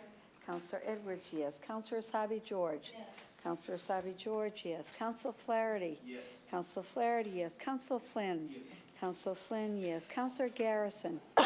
Councilor Garrison, yes. Councilor Janey? Yes. Councilor Janey, yes. Councilor McCarthy? Yes. Councilor McCarthy, yes. Councilor O'Malley? Yes. Councilor O'Malley, yes. Councilor Wu? Councilor Wu, yes. And Councilor Zachem? Yes. Councilor Zachem, yes. Madam President, docket number 0964 received a unanimous vote. Thank you, Madam Clerk. Docket 0964 has passed. Docket number 0965, Councilor Baker? Yes. Councilor Baker, yes. Councilor Campbell? No. Councilor Campbell, no. Councilor Siomo? Yes. Councilor Siomo, yes. Councilor Edwards? No. Councilor Edwards, no. Councilor Asabi George? Yes. Councilor Asabi George, yes. Councilor Flaherty? Yes. Councilor Flaherty, yes. Councilor Flynn? Yes. Councilor Flynn, yes. Councilor Garrison? Yes. Councilor Garrison, yes. Councilor Janey? Yes. Councilor Janey, yes. Councilor McCarthy? Yes. Councilor McCarthy, yes. Councilor O'Malley? Yes. Councilor O'Malley, yes. Councilor Wu? No. Councilor Wu, no. Councilor Zachem? Yes. Councilor Zachem, yes. Madam President, docket number 0965 received 10 votes in the affirmative and 3 votes in the negative. Thank you, Madam Clerk. Docket 0965 has been passed. Docket 0966. I'm sorry, I jumped over the last. No problem. Docket number 0966, Counselor Baker. Yes. Counselor Baker, yes. Counselor Campbell. Yes. Counselor Campbell, yes. Counselor Siomo. Yes. Counselor Siomo, yes. Counselor Edwards. Counselor Edwards, yes. Counselor Asabi George. Yes. Counselor Asabi George, yes. Counselor Flaherty. Yes. Counselor Flaherty, yes. Counselor Flynn. Yes. Counselor Flynn, yes. Counselor Garrison. Yes. Counselor Garrison, yes. Counselor Janey. Yes. Counselor Janey, yes. Counselor McCarthy. Yes. Counselor McCarthy, yes. Counselor O'Malley. Yes. Counselor O'Malley, yes. Counselor Wu. Counselor Wu, yes. And Counselor Zachem. Counselor Zachem, yes. Madam President, docket number 0966 has received a unanimous vote. Thank you, Madam Clerk. Docket 0966 has been passed. Docket 0967. Docket number 0967, Counselor Baker. Yes. Counselor Baker, yes. Counselor Campbell. Yes. Counselor Campbell, yes. Counselor Siomo. Yes. Counselor Siomo, yes. Counselor Edwards. Counselor Edwards, yes. Counselor Asabi George. Counselor Asabi George, yes. Counselor Flaherty. Yes. Counselor Flaherty, yes. Counselor Flynn. Yes. Counselor Flynn, yes. Counselor Garrison. Counselor Garrison, yes. Counselor Janey. Counselor Janey, yes. Counselor McCarthy. Counselor McCarthy, yes. Counselor O'Malley. Yes. Counselor O'Malley, yes. Counselor Wu. Counselor Wu, yes. And Counselor Zachem. Counselor Zachem, yes. Madam President, docket number 0967 has received a unanimous vote in the affirmative. Thank you, Madam Clerk. Docket 0967 has been passed. Councilor Siomo, you have the floor. Thank you, Madam President. I rise to ask if we can take the capital budget out of order, dockets 0626 through 0628. Page 2 on the green sheets under assigned for further action, and for more detail on page 16. They start on page 16. Thank you, Councilor Siomo. Any objection to taking the capital budget out of order? No objection. Councilor Siomo. Madam Clerk, if you could read the dockets into the record. Thank you, Madam President. Docket number 0626, sponsored by the mayor. Message and order approving an appropriation of $247,675,000 for the acquisition of interests in land or the acquisition of assets or the landscaping, alteration, remediation, rehabilitation, improvement of public land, the construction, reconstruction, rehabilitation, improvement, alteration, remodeling, enlargement, demolition, removal, or extraordinary repairs of public buildings, facilities, assets, works, or infrastructure. For the cost of feasibility studies or engineering or architectural services for plans and specifications. For the development, design, purchase, and installation of computer hardware or software and computer-assisted integrated financial management and accounting systems, and any and all costs incidental or related to the above-described projects for the purpose of various city departments included Boston Center for Youth and Families, Department of Innovation and Technology, Environment, Fire, Neighborhood Development, Office of Arts and Culture, Parks and Recreation, Police, Property Management, Public Works, Transportation Department, Boston Public Library, Boston Redevelopment Authority, and the Public Health Commission. It was referred to committee on April 10th, 2019.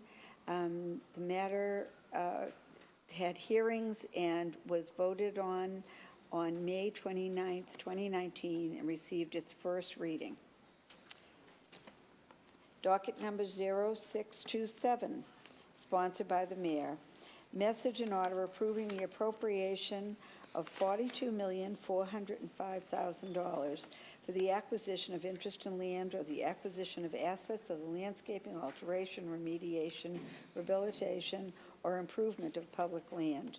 The construction, reconstruction, rehabilitation, improvement, alterations, remodeling, enlargement, demolition, removal or extraordinary repairs of public buildings, facilities, assets, works, or infrastructure for the costs of feasibility studies or engineering or architectural services for plans and specifications. Excuse me.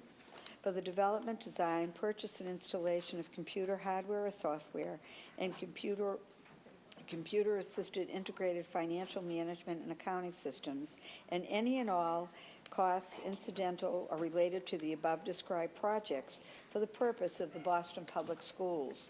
This matter was referred to committee on April 10, 2019, had several hearings, and on May 22nd, 2019, received its, I'm sorry, that was on June 5th, 2019, and received its first reading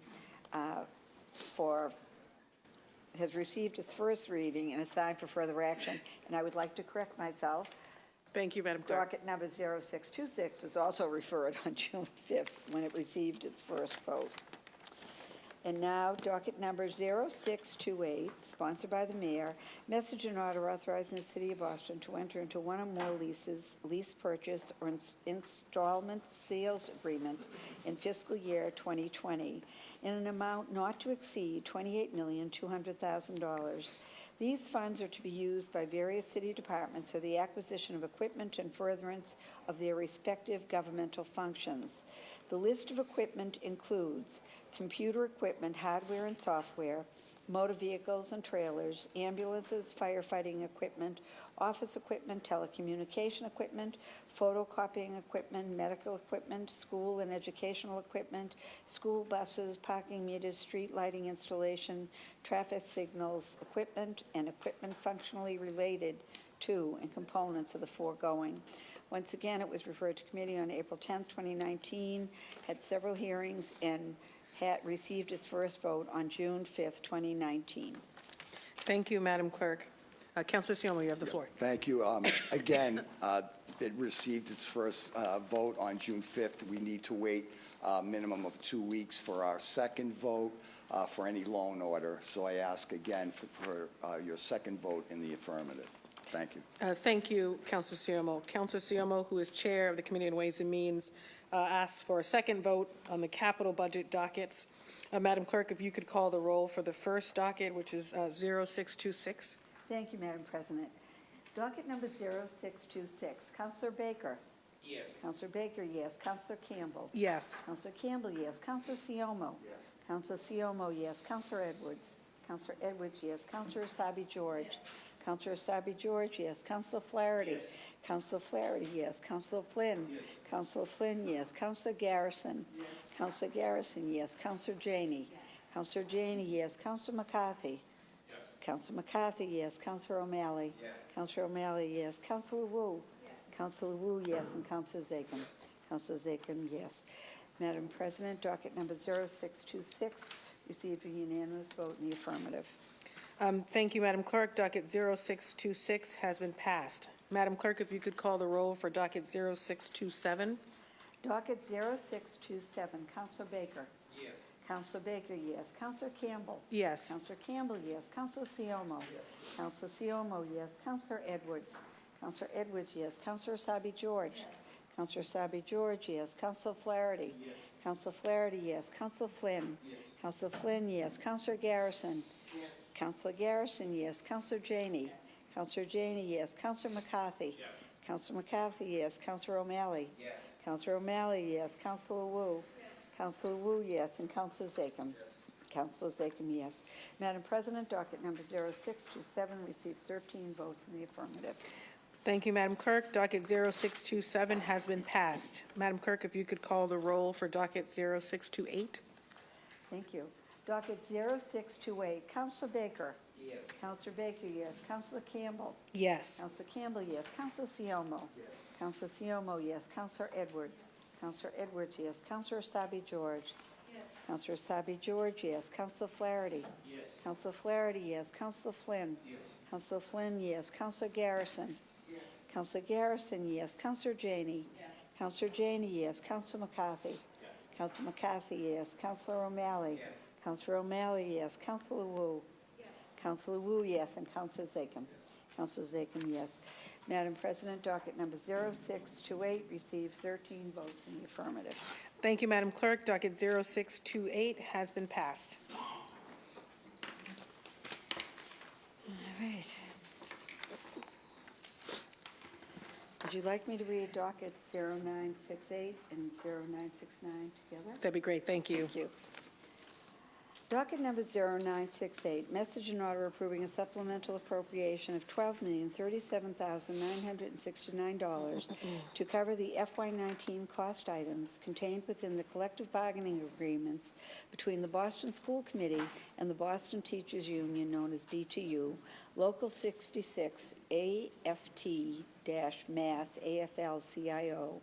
The term of the contract is September 1st, 2018 through August 31st, 2021. The major provisions of the contract include base wage increases of 2% in September of each fiscal year. Docket number 0969, message in order to reduce the FY19 appropriation for the Reserve for Collective Bargaining by $12,037,969 to provide funding for the Boston Public Schools for the FY19 costs contained within the collective bargaining agreement between the Boston School Committee and the Boston Teachers Union, known as BTU Local 66, AFT-MASS AFL-CIO. Thank you, Madam Clerk. Councilor Siomo, you have the floor. This is it. The committee held its public hearing on docket 0968 and 0969 Monday, June 24th. Testimony provided by Justin Scarrett, the budget director for the City of Boston, Eleanor Laurens, the BPS Chief Operating Officer, Emily Quizzlebash, BPS Chief Human Capital Officer, and David Murphy, BPS Deputy Superintendent. Negotiations for this contract lasted a reported 18 months, and the total cost of the 3-year contract is $108.8 million. Procedurally speaking, docket 0968 appropriates the funds, and docket 0969 moves the funds to the school budget for dispersal. Mr. Scarrett explained that FY19 appropriation of $12,037,969 will be funded from the collective bargaining reserve. This 3-year contract covers the term period from September 1st, 2018 through August 31st, 2021. The major provisions of the contract include a base increase of 2% increase effective September of each fiscal year. The supplemental appropriation would cover the following base wage increase, including compensation for other cost items. Effective September 2018, 2%, 2019, 2%, 2020, 2%. Language and policy modifications include the following contractual stipulations. Suitable professional capacity teachers who have been in this category for 1 year will have their attachment rights waived for a period of 1 year. SPC teachers who apply to 5 or more positions will be granted 2 interviews to ensure the retention of quality teachers. School times and schedule changes to allow for better planning and development in elementary and collaborative planning time in middle schools. Reduces new teacher development ratio to 1 to 17 teachers if the department employs a minimum of 10 full-time new teacher developers. Mutual consent for paraprofessionals allows for the discretion of staff professional positions to support students with autism and/or emotional impairments with individuals most qualified to do so. Simplify staffing processes for paraprofessional to ensure faster and more transparent hiring. These changes translate to some steps forward to support our most vulnerable students, families, and the school district as a whole. As the chair of the Committee of Ways and Means, I recommend passage of these 2 dockets. Thank you. Thank you very much. Turn myself on here. Thank you very much, Councilor Siomo. Anyone else looking to speak on these dockets? At this time, Councilor Siomo, who's chair of the Committee on Ways and Means, seeks acceptance of the committee report and passage of docket 0968 and 0969. I'll take them separately. For all those in favor of docket 0968, say aye. Aye. Any opposed, say nay. The ayes have it. Docket 09. Madam Clerk, if you could call the roll for docket 0968. Thank you. Docket number 0968. Counselor Baker? Yes. Counselor Baker, yes. Counselor Campbell? Yes. Counselor Campbell, yes. Counselor Siomo? Yes. Counselor Siomo, yes. Counselor Edwards? Counselor Edwards, yes. Counselor Sabi George? Yes. Counselor Sabi George, yes. Counselor Flaherty? Yes. Counselor Flaherty, yes. Counselor Flynn? Yes. Counselor Flynn, yes. Counselor Garrison? Yes. Counselor Garrison, yes. Counselor Janey? Yes. Counselor Janey, yes. Counselor McCarthy? Yes. Counselor McCarthy, yes. Counselor O'Malley? Yes. Counselor O'Malley, yes. Counselor Wu? Counselor Zachem? Yes. Counselor Zachem, yes. Madam President, we have 12 votes in the affirmative and someone just not present. Docket number Sure, we'll reflect it later. Docket 0968 has been passed. Counselor Siomo also recommends acceptance of the committee report and passage of docket 0969. All those in favor of passage say aye. Aye. Any opposed say nay. The ayes have it. Thank you, Councilor O'Malley. Madam Clerk, if you could call the roll for docket 0969. But just take a quick moment to go back to docket 0968. Absolutely. If we could reflect that Councilor Wu voted favorably for docket 0968. Thank you, Madam President. Docket number 0969. Counselor Baker? Yes. Counselor Baker, yes. Counselor Campbell? Yes. Counselor Campbell, yes. Counselor Siomo? Yes. Counselor Siomo, yes. Counselor Edwards? Counselor Edwards, yes. Counselor Sabi George? Yes. Counselor Sabi George, yes. Counselor Flaherty? Yes. Counselor Flaherty, yes. Counselor Flynn? Yes. Counselor Flynn, yes. Counselor Garrison? Yes. Counselor Garrison, yes. Counselor Janey? Yes. Counselor Janey, yes. Counselor McCarthy? Yes. Counselor McCarthy, yes. Counselor O'Malley? Yes. Counselor O'Malley, yes. Counselor Wu? Yes. Counselor Wu, yes. And Counselor Zachem? Yes. Counselor Zachem, yes. Madam President, docket number 0969 has received a unanimous vote in the affirmative. Thank you, Madam Clerk. Docket 0969 has been passed. Docket number 0812, order for hearing on efforts to combat summer violence in the city of Boston. Councilor McCarthy, you have the floor. Thank you very much, Madam President. Last night we had a long hearing, about 4.5 hours worth of hearing regarding Boston's efforts to quell summer violence. As we know, the 4th of July is right around the corner. We had Super Goldrick as well as Super Chin from Boston Police Department, as well as many nonprofits and testimony, all people who are continuing to work with everybody in the city of Boston to make sure that this summer remains a very quiet summer. There was a lot of great information. We'll certainly have several follow-ups. At this time, I'd like to leave it in committee. Thank you, Councilor McCarthy. Councilor Janey, you have the floor. Thank you so much, Madam President. I want to thank the chair for last night's hearing. We had a robust discussion on the importance of making sure that we are doing all we can in the city to combat summer violence. Obviously, violence happens all year, not just in the summer, but we wanted to address the summer uptick. I agree that it should stay in committee. I want to thank the chair. I want to thank you as a co-sponsor. Thank you, Councilor Matt O'Malley, for your leadership on this issue and staying to hear from not just the administration's panel, but the community panel. For me, I just want to highlight a couple of takeaways that I think was really important coming out of that hearing and things that we will have to follow up on. One, that we make sure that the efforts are community-driven and that we've got space incorporating community voice, and that we do the analysis to understand exactly where our resources are going and whether or not we are being the most effective and efficient with that. And so I look forward to continuing this work with all of you and all of those in our community who are doing amazing work every single day. Thank you.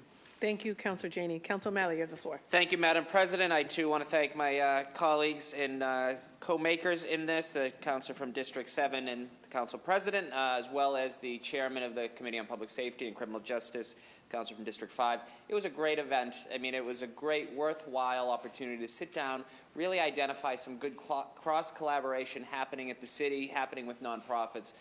We clearly have work to continue to do, but I really value this as an opportunity to hear from one another, learn from people, hear from members of the public, and make sure that we're all on the same page, really, as we advance new initiatives and thoughtful, holistic approach to how we tackle public safety. So kudos all around and look forward to continuing partnership as we go forward. Thank you, guys, and thank you specifically, of course, to Councilor Janey and Councilor O'Malley and Councilor McCarthy for chairing the hearing. Docket 0812 will remain in the Committee on Public Safety and Criminal Justice.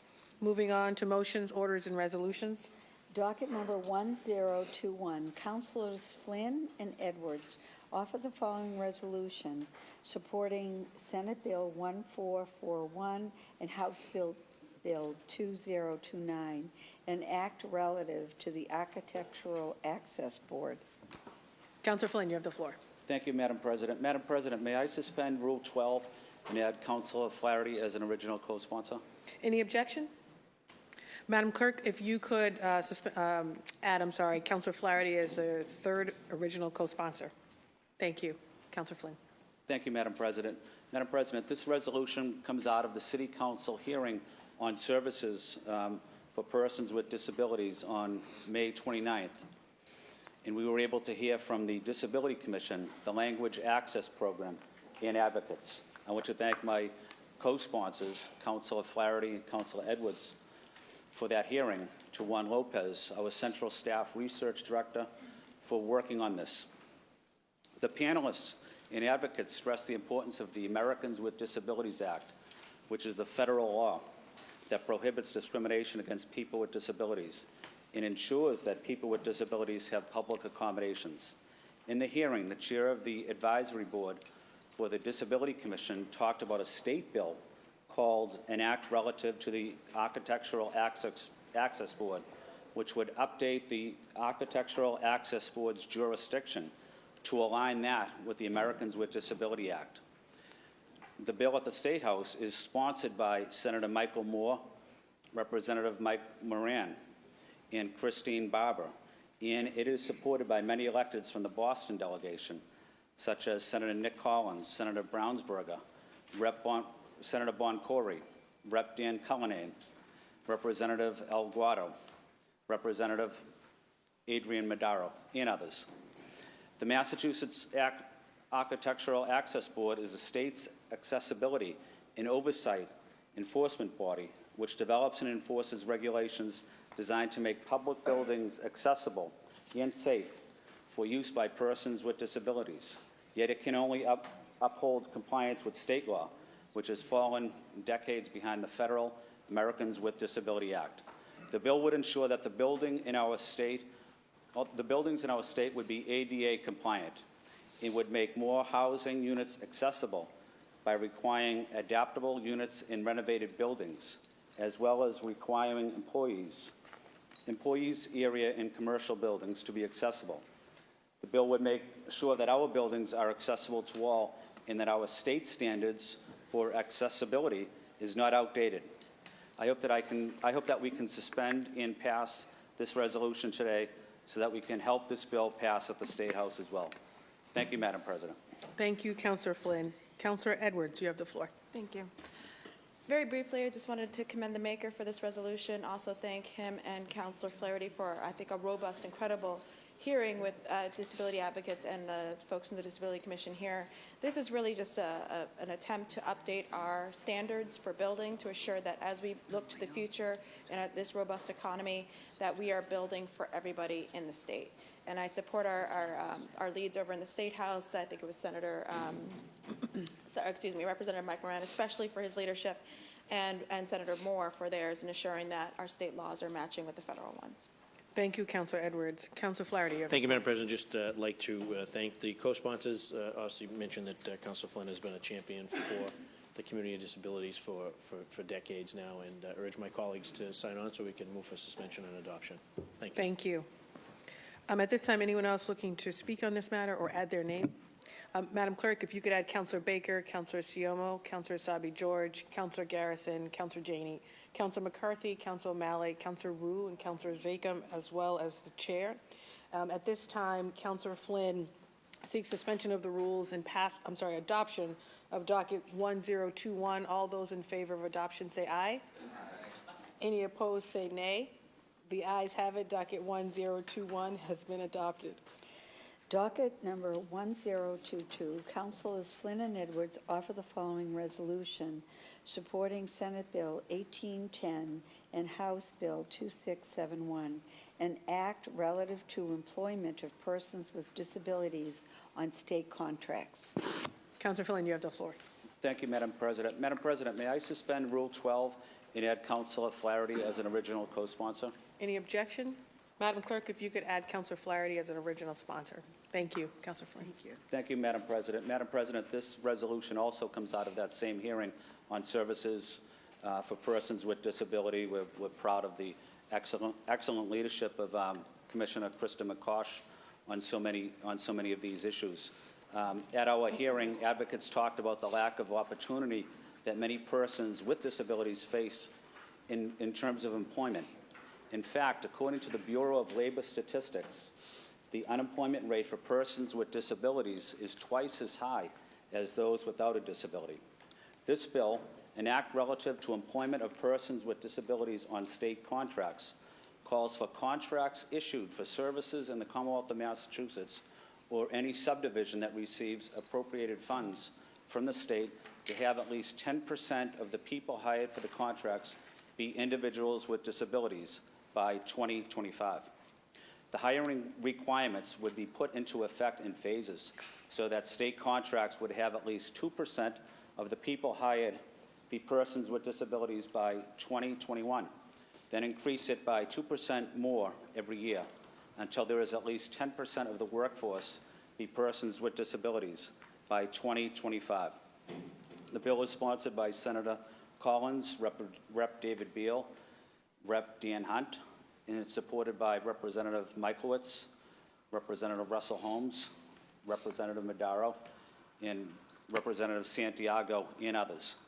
The bill would expand opportunities for persons with disabilities in the workforce and help them to achieve their full potential and career goals and allow the Commonwealth of Massachusetts to continue to lead in promoting equity for persons with disabilities. I hope that we can suspend and pass this resolution today so that we can expand employment opportunities for persons with disabilities. And on an additional note, this location, this room here is ADA accessible. It provides a space for everybody, especially persons with disabilities. So I want to say thank you to Councilor Wu and to Mayor Walsh and his administration for looking out for people with disabilities and making sure that their voice is heard in state government. But I also want to say thank you to all of my city council colleagues for your work on ADA issues as well. Thank you, Madam President. Thank you, Councillor Flynn. Councillor Edwards, you have the floor. Thank you very much.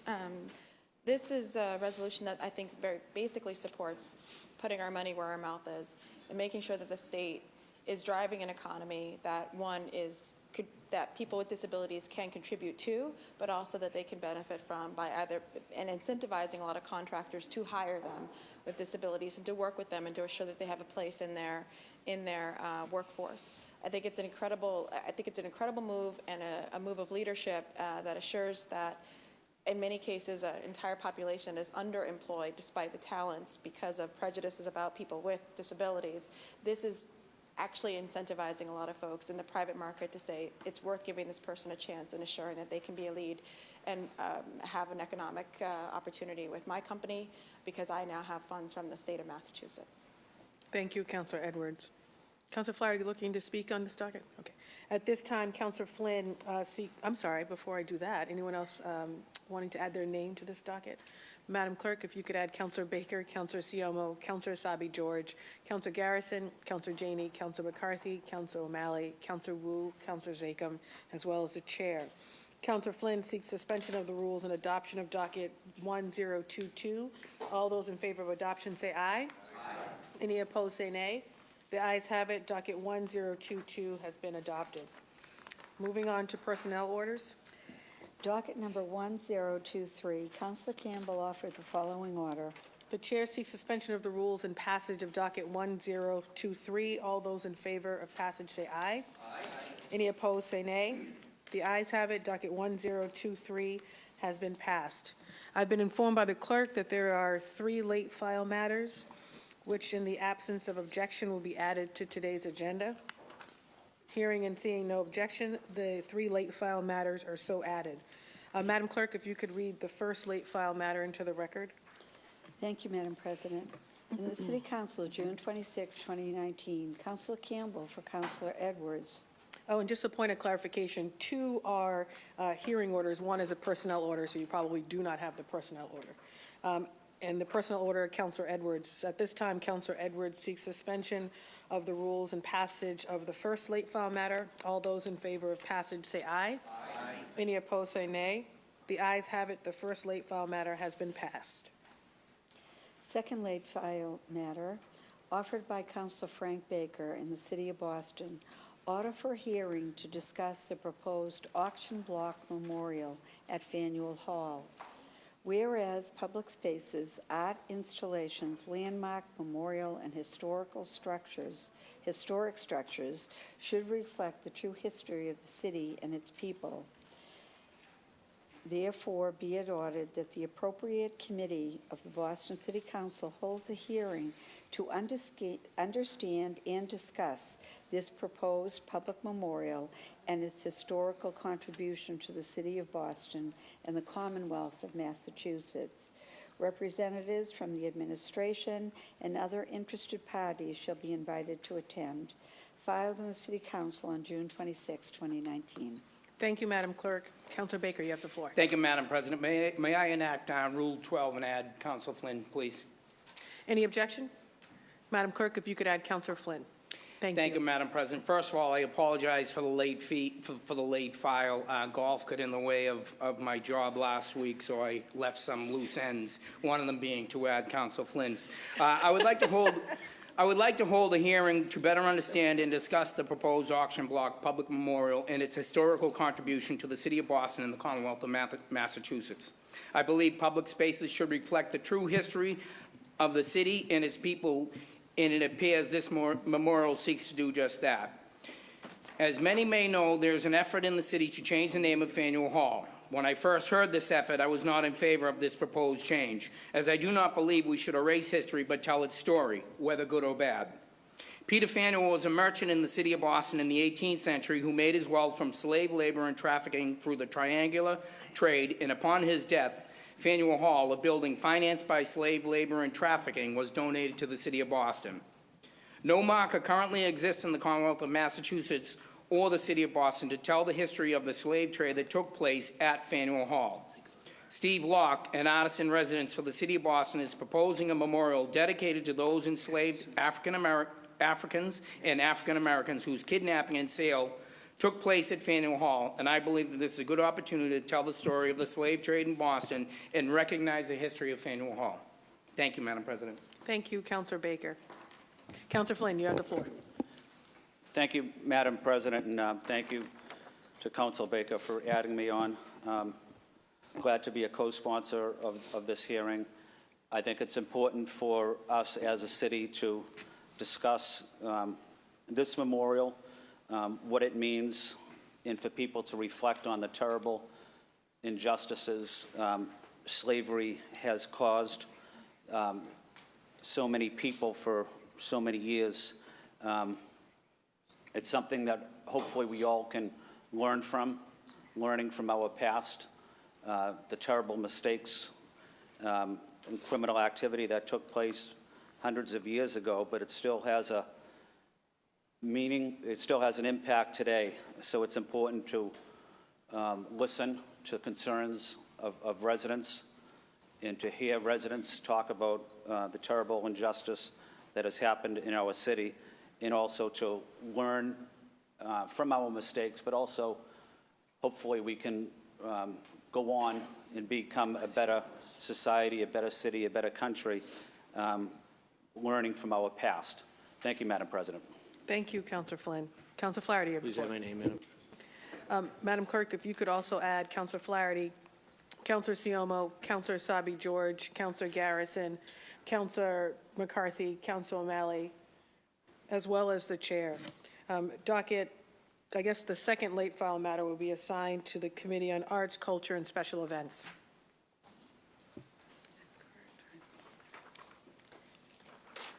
Madam Clerk, if you could read the third late file matter into the record. Thank you, Madam President. Offered by Councilor Timothy McCarthy, City of Boston, and City Council. Order for hearing regarding expansions of the city development requirements with a focus on achieving baseline tree preservation and total tree capacity on a development site. Whereas the City of Boston is in a building boom with projections of 69,000 units of housing to be built by 2030. Therefore, be it ordered that the Appropriate Committee of the Boston City Council hold a hearing to discuss expansion of the city development requirements with a focus on achieving baseline tree preservation and replacement. The Mayor's Office, Boston Parks Department, Inspectional Services, and other interested parties shall be invited to attend. Filed June 26, 2019. Thank you, Madam Clerk. Councilor McCarthy, you have the floor. Thank you very much, Madam President. If I could invoke Rule 12 and add the Green Councilor from District 6. Madam Clerk, any objection? Madam Clerk, if you could add Councilor O'Malley. This is a refile from last year, Madam Chair, and I apologize for late file. I'm not a big late file guy, especially on today, but I wanted to get it in as we're not going to have a meeting next week because of the holiday, and I want to get this in the process. This stems from last year. We had a really wonderful project being built right down the street from my house. I supported the project, but the developer then clear-cut the lot, and we lost, I'm going to say, 7 or 8, 100-year oaks.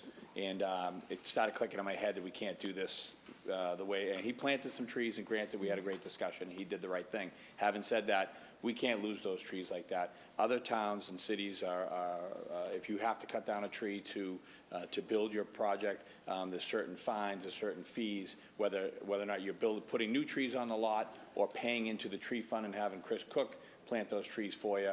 We have to continue to work with our treescape throughout the city of Boston. And with Climate Ready Boston being created right now, I think it's imperative to put this ordinance possibly into the Climate Ready Boston as we move forward. Thank you. Thank you, Councilor McCarthy. Councilor O'Malley, you have the floor. Thank you, Madam President. Thank you, my dear colleague and friend, the District 5 City Councilor. I'm delighted to again partner with him on this. This is a particularly timely hearing order, as one of the things that we voted for in the operating budget earlier today was a LIDAR study, something that I had and many of us had been pushing for many years. What a LIDAR study is, it's essentially planes that fly over the city to really gauge what the tree canopy coverage looks like. We cannot we're looking at 10, 12-year-old information, which is obviously outdated. So to have a new LIDAR study and really assess our canopy, we can manage the tree population as well as making sure that we're able to measure it.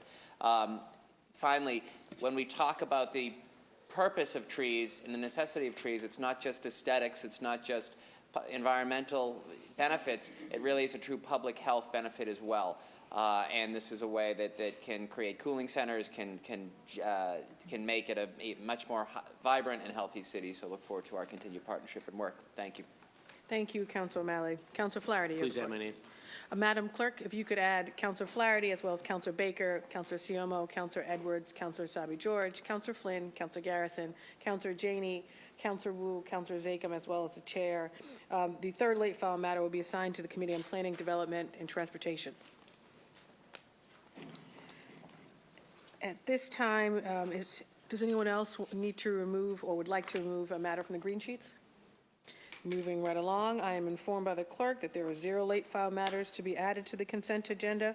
The chair moves at this time for adoption of the consent agenda. All those in favor say aye. Aye. Any opposed say nay.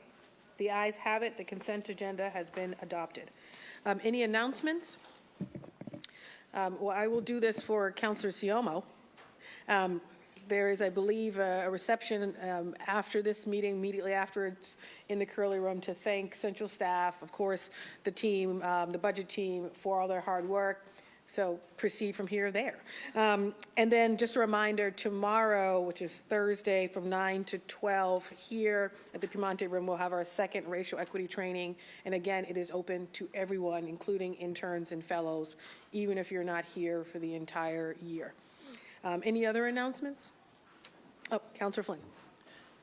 Madam President, I just wanted to, permission to speak. Madam Councilor President, I Flynn, you have just the wanted to remind my colleagues that June is PTSD Awareness Month, and it's an opportunity for many veterans, military families that have almost undiagnosed mental health issues to encourage them to seek treatment, whether it's through the VA or through other locations that provide mental health counseling. We had a young man in my community in South Boston, Tim Cook, who was a U.S. Navy veteran who had PTSD, and he came back to Boston and had difficult time readjusting. I'm good friends with his father, and Tim's no longer with us, but his father, Joe Cook, is doing excellent work educating so many people and encouraging veterans that are dealing with mental health issues to seek mental health assistance through the VA.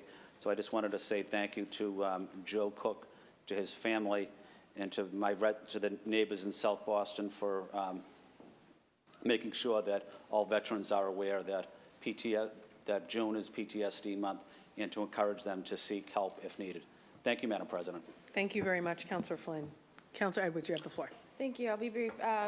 This Friday, we are closing out Pride Month in Charlestown by raising the Pride flag one last time on Friday at 6:30 at the Schraff Center. So all are invited. There will be a reception afterwards. This is following on we've been doing this for about 6 years in East Boston, having a Pride ceremony in the neighborhood, and I think a lot of folks are excited for it, and I hope you'll come. Thank you, Counselor Edwards. At this time, I would like all colleagues, guests, and staff to please rise as we adjourn today's meeting in memory of the following individuals. For Counselor McCarthy, Mr. Roy Jones. A moment of silence, please.